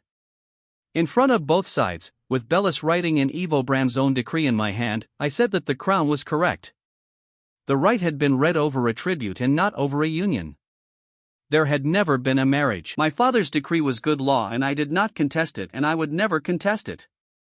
The weaver of Kell Hollow was not my wife and had not been, and was bound to me by nothing whatsoever, and everything she had done in 5 years she had done as a free party. You could hear the 9th take that in. A division does not gasp. It goes quiet in a particular way. Ravel's face, when I said it, was the worst thing I have ever done to anybody. 'Cause for about 4 heartbeats, from where she stood, it looked exactly like a man walking away from her in public. Then I turned around and asked her. Kell Hollow keeps a law. A binding of the nest is not a claim. 2 who bind share what one of them carries, half and half, and neither can put it down after. I am carrying 5 years. 4 of it out of this nest, and a spring and a summer of the crown sellers. Bellis has measured every transfer since the Dawes frame first came up the Ford Road, and she is standing right there, and she will read the total to anyone who asks. Half of it goes into you. Not the strength. The rot. It goes in and it does not come out, and the shell comes back with it, on your shoulders and your arms and your back, and you saw exactly what that looks like on Nolt, and it took about the time it takes to boil a pot. You would never be clean again, not for the rest of your life. That is the price, in full, named before you answer, with both these armies listening, and nobody has ever made me a better offer than the one I am asking you to refuse. Will you bind? And she said no. She said it immediately and she said it loudly enough for the front rank to hear. Everything turns here. Everybody who tells this story puts the moment somewhere else, and they are all wrong. Because the whole world was standing there, and a top-bracket asset had just been asked for something by the man everybody believed held her leash, and she had said no, out loud, in the open, and nothing whatsoever had happened to her. No compulsion. No punishment. No consequence. A man asked and a monster refused and the sky did not change. The whole division watched that. It is the only proof that has ever existed. It could not have been staged, and I had not staged it. Then she did the thing I had not prepared for at all. She explained herself. She turned to the nest, and to Hask, and to the 9th behind her, and she did her arithmetic out loud, the way I had taught her on the wet grass of a hillside 5 years earlier, with 11 bodies in front of us. She said, I know what the shell is. I wore it for 40 years. I know what it costs to have a mouth and then lose it. She said, he is asking me to take half of 5 years, and he has priced it honestly, and it is the first honest price anybody has ever put in front of me including him. She said, and if I take it, I am not a clean thing standing next to a carrier. I am a carrier. Both of us are. Neither of us can put it down and neither of us can be used without the other. And then she said the sentence that ended it, and she said it to my brother's line and not to me. He is not asking me to be his. He is asking to be half of mine. And then she said the part that people leave out when they tell it, and it is the part that made the nest go quiet behind her. Understand what a binding is. It is not a wedding. Neither of us can ever put it down. Not if he leaves.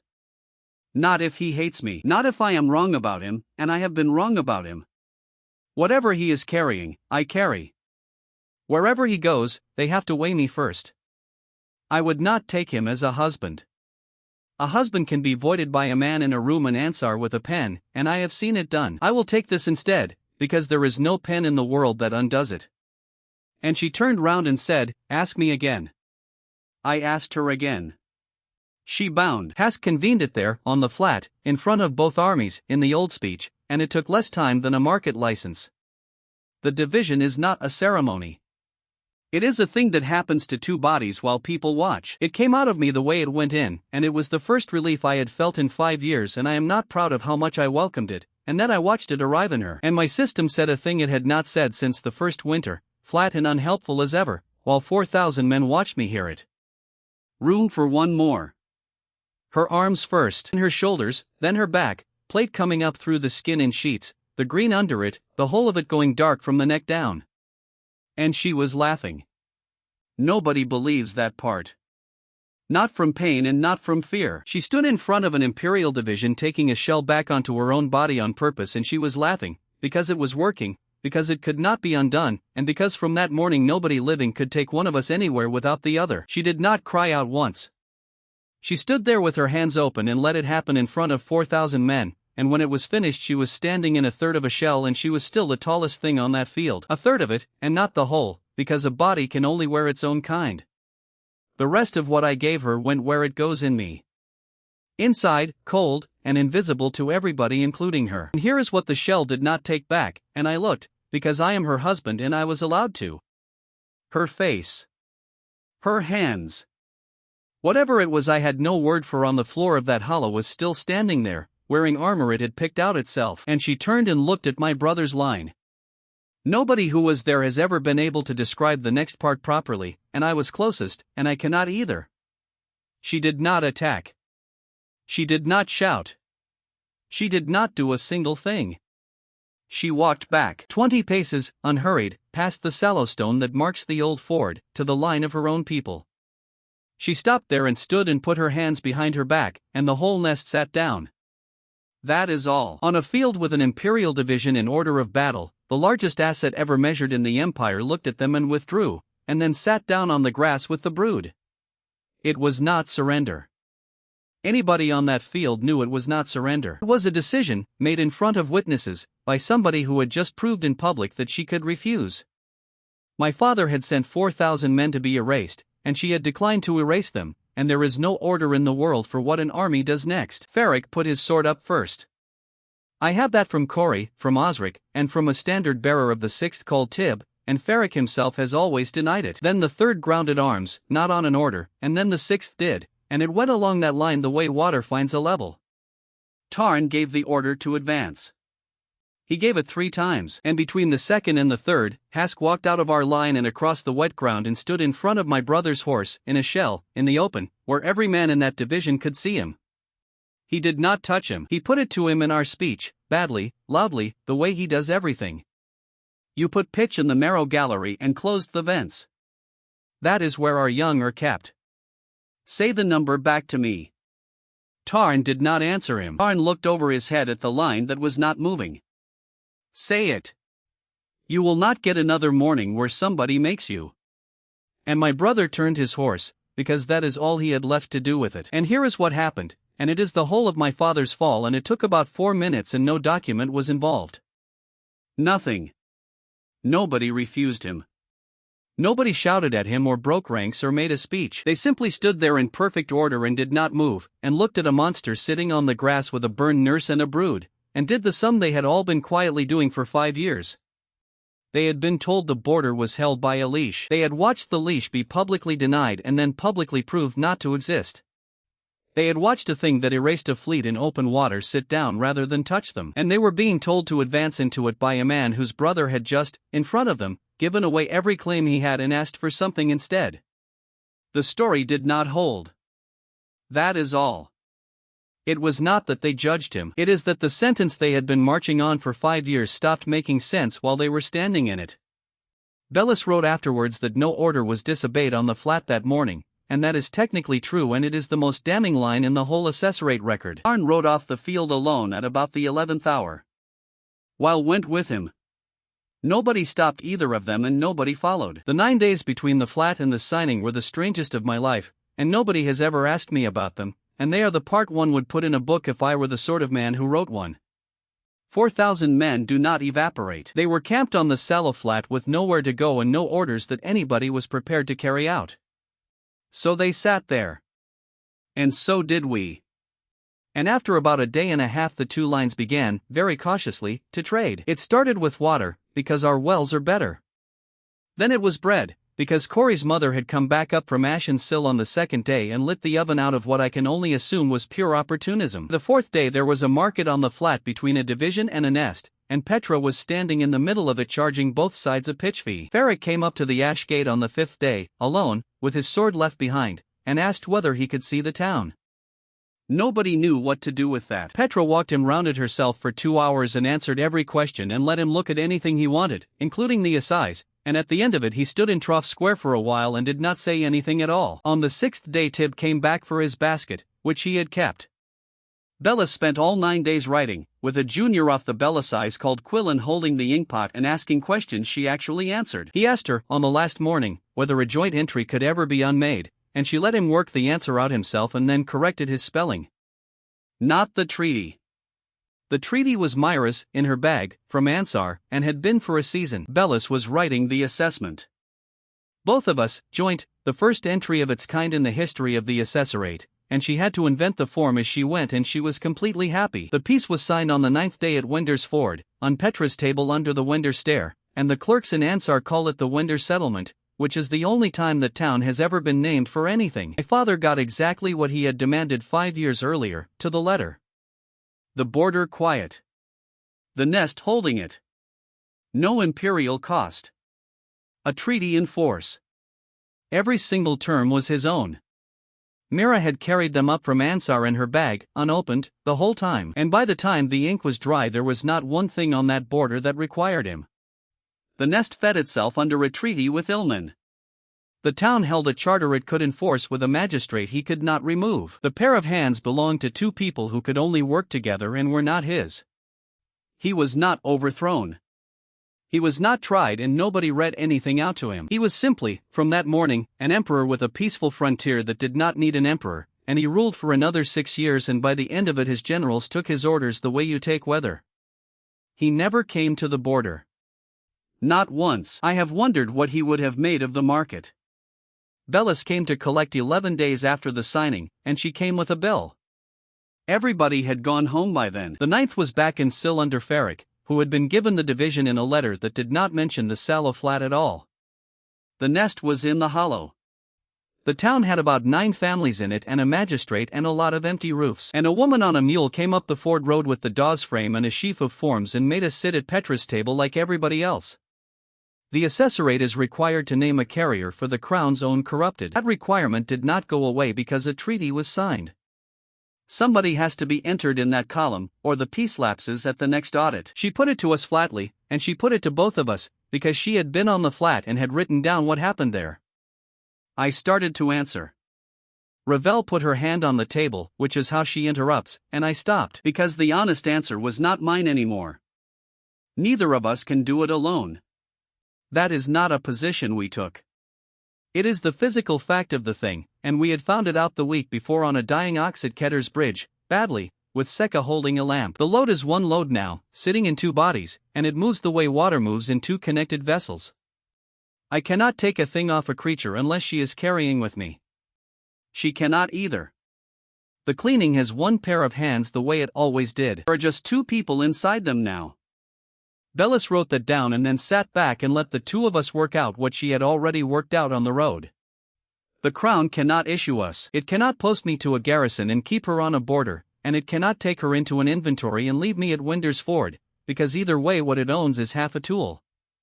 5 years of my father wanting a pair of hands, and the hands had become a marriage. Then Bellis took out the other form, and this is the one I did not expect and have never stopped being grateful for. The execution clause. It had been sitting in a signed imperial contract for a year and a half. The unbonded asset presently occupying Kel Hollow to be delivered up and put down. I had signed it because it could not be enforced, and I had been right and it had nearly killed us anyway, and I had never told my wife, and she had found it out from Mira before she ever went to sea, and had said nothing to me about it at all. She was required to record whether it remained applicable, and she had made her mind up somewhere on the road, because she did not hesitate. There is no unbonded asset at Kel Hollow. There has not been since the binding. Delivery of one is not possible without the other. You cannot weigh her without weighing him, and you cannot take her anywhere he is not, because the carriage is joint. Ravel wanted to know what that meant in practice. It means the clause cannot be performed. Not forbidden. Impossible. A thing that cannot be done is not a threat, it is a mistake in the drafting. She made Bellis go over it 3 times, standing in Petra's doorway, and by the 3rd time she had it word for word and she has never let go of it since. She uses it mostly to annoy Hask. That is how the last thing anybody ever aimed at my wife came off the board. Not mercy. Not forgiveness from anyone. A tired woman with spectacles who does her job correctly, whoever it happens to help that week. Duna came for his call in the spring. He was owed. Plain fact. The right of call ran 6 years, 2 engagements a year, and Ilman had exercised precisely one of them on the Ilman roads, and had been extremely quiet about the rest ever since the flat. Quiet is not cancelled.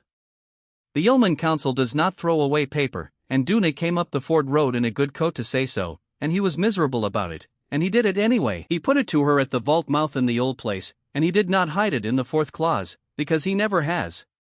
She stood there with 1/3 of a shell on and her hands behind her back and did not answer him. Hask answered him. That is the thing I did not see coming, and I had been watching that man for 5 years. He came down the wall and took the paper out of Duna's hand and read it, badly, out loud, in our speech, all of it, which took a while and which was deliberate. Then he made an offer, on behalf of the nest, as a party, with his chair at the Imperial Audit sitting under him the whole time. Kel Hollow buys the call out. Not in money, which we do not have. In work. Ilman has no engineers who can go where we go. The deep galleries under the Kessin Bank have been flooding for a generation and no human crew has ever got ashore and under them. We can. We have people who have been doing exactly that in the dark for 400 years. 10 years of that. Bridges, seawalls, shafts, whatever the council wants. In exchange the call is extinguished and the food treaty stands. You get more out of us than 2 engagements a year, and you never have to explain to your council why you are renting a monster. Duna took it back up the gull stair to the council at Ilman, and Beck fought it for a season, and it was ratified before the year turned. It was the first treaty Kel Hollow ever made in its own name, with its own voice, negotiated by a man in a shell who had spent 5 years trying to have me removed. I had nothing to do with it. I was not in the room and I was not asked and my name is not on it. That is what a wall is, incidentally. He was right and I was wrong, and it took me 5 years and a division on the Sallow Flat to understand what he had been asking for since the first winter. The market reopened in the second summer. Petra did it. Of course Petra did it.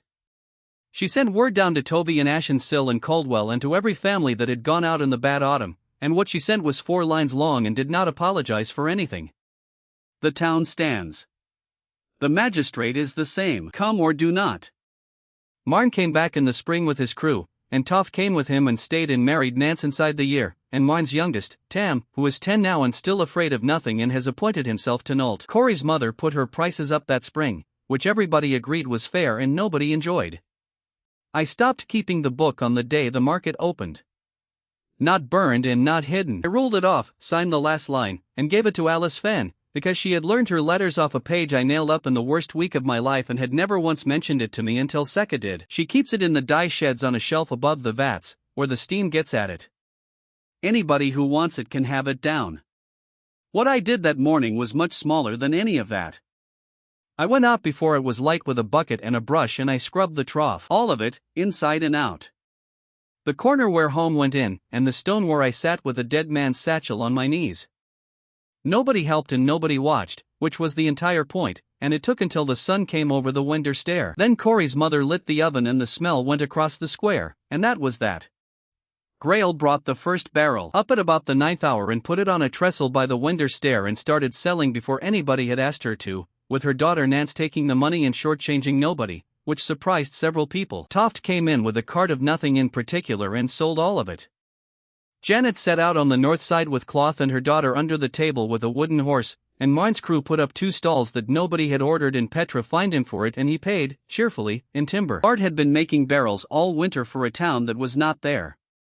He sold the lot before noon. It came up out of the hollow, which he had not done in a generation, with Sim on one side of him and Wreath on the other in case he went over. The same Wreath who had carried water for me all through that first winter and never once let me forget it. And he stood at the edge of it for most of the afternoon and would not be persuaded to come further in, and Tam sat with him and talked at him for an hour and got nothing back and did not seem to mind. Ren came over from Redmore with a cheese of appalling quality and an air of tremendous pride, and Brother Sath ate 2 slices of it without changing expression, which is the kindest thing I have watched one man do for another. Nobody made his speech. Petra had been extremely clear about that. A fight started at the far end in the afternoon, between 2 men from Caldwell who had not seen each other since the bad autumn, and it was about a horse, and Hollis pulled them apart and made them shake on it. I stood in the middle of it with the smell of Corey's mother's bread going past me and worked out that not one thing happening in that square had anything to do with me at all. Right down that afternoon. If anybody ever asks you what the whole business was for, that is the answer, and it is not a battle. Mira came back again at midsummer. Not a hostage. Not an auditor. She rode up the Ford Road with her own escort and my father's seal in her bag. She stayed 4 days, went over everything, and was extremely rude about the drainage, and she took Quillen with her when she left because she had decided he was wasted on ink. She had been offered a house at court and a marriage that would have made her rich, and she had refused both, in writing, and she brought me the copy because she knew I would want to see the wording. I asked her why she keeps coming back to a border town with a spider nest at the end of the road. Because it is the only place I have ever been where somebody worked out what I cost and then paid it. And then, also the bread is better, which is true. She has the Enderby house on the window stair now, with a bad roof she refuses to have fixed, and Petra has stopped pretending she is a visitor. Ren comes over from Redmore to argue with her about the drainage, and loses. I am nobody's prince. Put that plainly and without any grandeur, because it is not a tragic thing and I am tired of people making it one. No title, no claim, no house, no seat, and no vote in the empire I was born into. I belong to a nest, by their law, which I entered with my eyes open, and which has twice judged against me on matters where I was certain I was right. The black went back down my arm the day we bound and stopped at the elbow, and that is where it has stayed. My wife is marked worse. Neither of us will ever be clean, and neither of us can work without the other. What I ended with is not bigger than what I started with. It is entirely different, and I chose every part of it, and that is the whole of what I got. We went out again at the end of that summer. There is a burned village at Ketter's Bridge, on the low road, empty since the Third War. The Crown claims it on paper and has never once come to collect. It has a wall, and a well that still runs, and a reputation. Holm was from there. So was Alice Fenn, though she had gone to the smallholding as a girl and does not remember the place. Ilman sent a man to walk it with us. Wickham, whose own cut had gone at the Kesson Bank, and who had stood in the rain and watched Vess and Seath go into the hole he had condemned, and who spent his first morning at Ketter on his knees in the mud being rude about the well shaft. There was an ox at Ketter's Bridge. It is the least heroic thing in this whole account, and it is the reason I know what the 2 of us actually are now, so it goes in ahead of the field and the armies. It had gone over in a ditch a mile out of the village, and it was the 4th or 5th stage of the same thing that had walked Alice Fenn to my gate, and it was suffering in a way that does not need describing. We had never done one together on purpose. The sallow flat it happened to us. Here we had to decide to. She got down in the Ketter ditch on one side and I got down on the other, and it took us most of an hour to work out that it is not two people doing one thing. It is one thing being done through two bodies, and if either of you flinches it stops. Seka held the lamp and told us, at length, that we were doing it wrong. The ox got up. It was an ox, so it did not thank anybody. It stood in the ditchwater and looked at us and then went and ate something. And Ravel sat down on the bank with her arms across her knees, in a third of a shell, in the dark, and laughed until she had to stop and start again. So much for the flat and the armies. Two people in a ditch with a lamp and a bad-tempered animal, finding out that the thing works when neither of them lets go. We are still at Ketter's Bridge. The wall is up on the riverside. Wickham has been back twice and has now developed opinions about monsters, all of them logistical. Alice Fenn came down at the turn of the year and stood in the middle of Holmes Street for a while, and then asked whether she could have the old forge, which has no roof and a good floor. Hollis heard about it at Caldwell and sent his boy over with a pair of tongs and no message at all.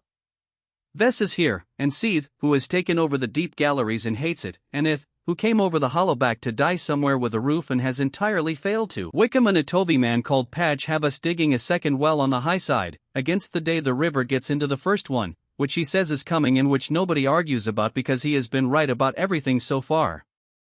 There is a rule here already. Petra wrote it before we had a roof, because she is Petra.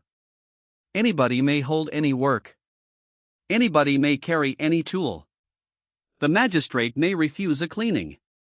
That is all of it. The whole of what took me 7 years and a division to learn, in 3 lines, and she got it down in an afternoon on a floor with no roof over it. Alice Fenn read it out at the well when it went up. She is the only one of us with a voice that carries. Holt comes and goes. Hedda sent Sim over the hollowback in the spring with a party to work the stone, which is the first time the deep galleries have ever sent anybody anywhere for wages. There will be a market by the second summer, and Grail has already picked the corner she wants for the brewing. Petra says by the first, and Petra is usually right, and arguing with her twice about the same thing is not a mistake a man makes in one lifetime. On the last morning of the winter market, before we came down here, my wife came and found me in the empty hall. She had the treaty cord on her wrist. She has never taken it off, and I have never asked her to, and we have never once discussed it. We walked out through the ash gate and down the grain road with a cart, Seka complaining behind us and Nolt driving badly. And about a mile along, where the road bends and you can first see the roofs at Ketter's Bridge, she stopped and turned round and put it to me, the way she has put it to me every single time for 7 years, since a wet hillside at dawn with 11 bodies on it and a dead man's satchel in my hands. What does it cost? Avatar, I gave a monster a name by accident, in the dark, because I was tired and could not think of a better word. 7 years later I am still finding out that she had been keeping accounts the entire time she was in that shell, with nobody to check her arithmetic and nothing to spend it on. People ask me which of us was holding the other. It is the wrong question and it is the only one anybody wants answered. Here is what I have instead of an answer. There is a woman who was told for 40 years that she was a thing. One morning she stood on wet grass in front of an army and refused me, out loud, and nothing whatsoever happened to her. That was all of it. Not the shell coming off. Not the fleet, or the field, or any of the rest. Somebody asked her a question where people could see, and she was free to refuse, and everybody watched her be free to refuse. Everything I ever built was scaffolding around that one morning, and I did not know it until I was standing on top of it.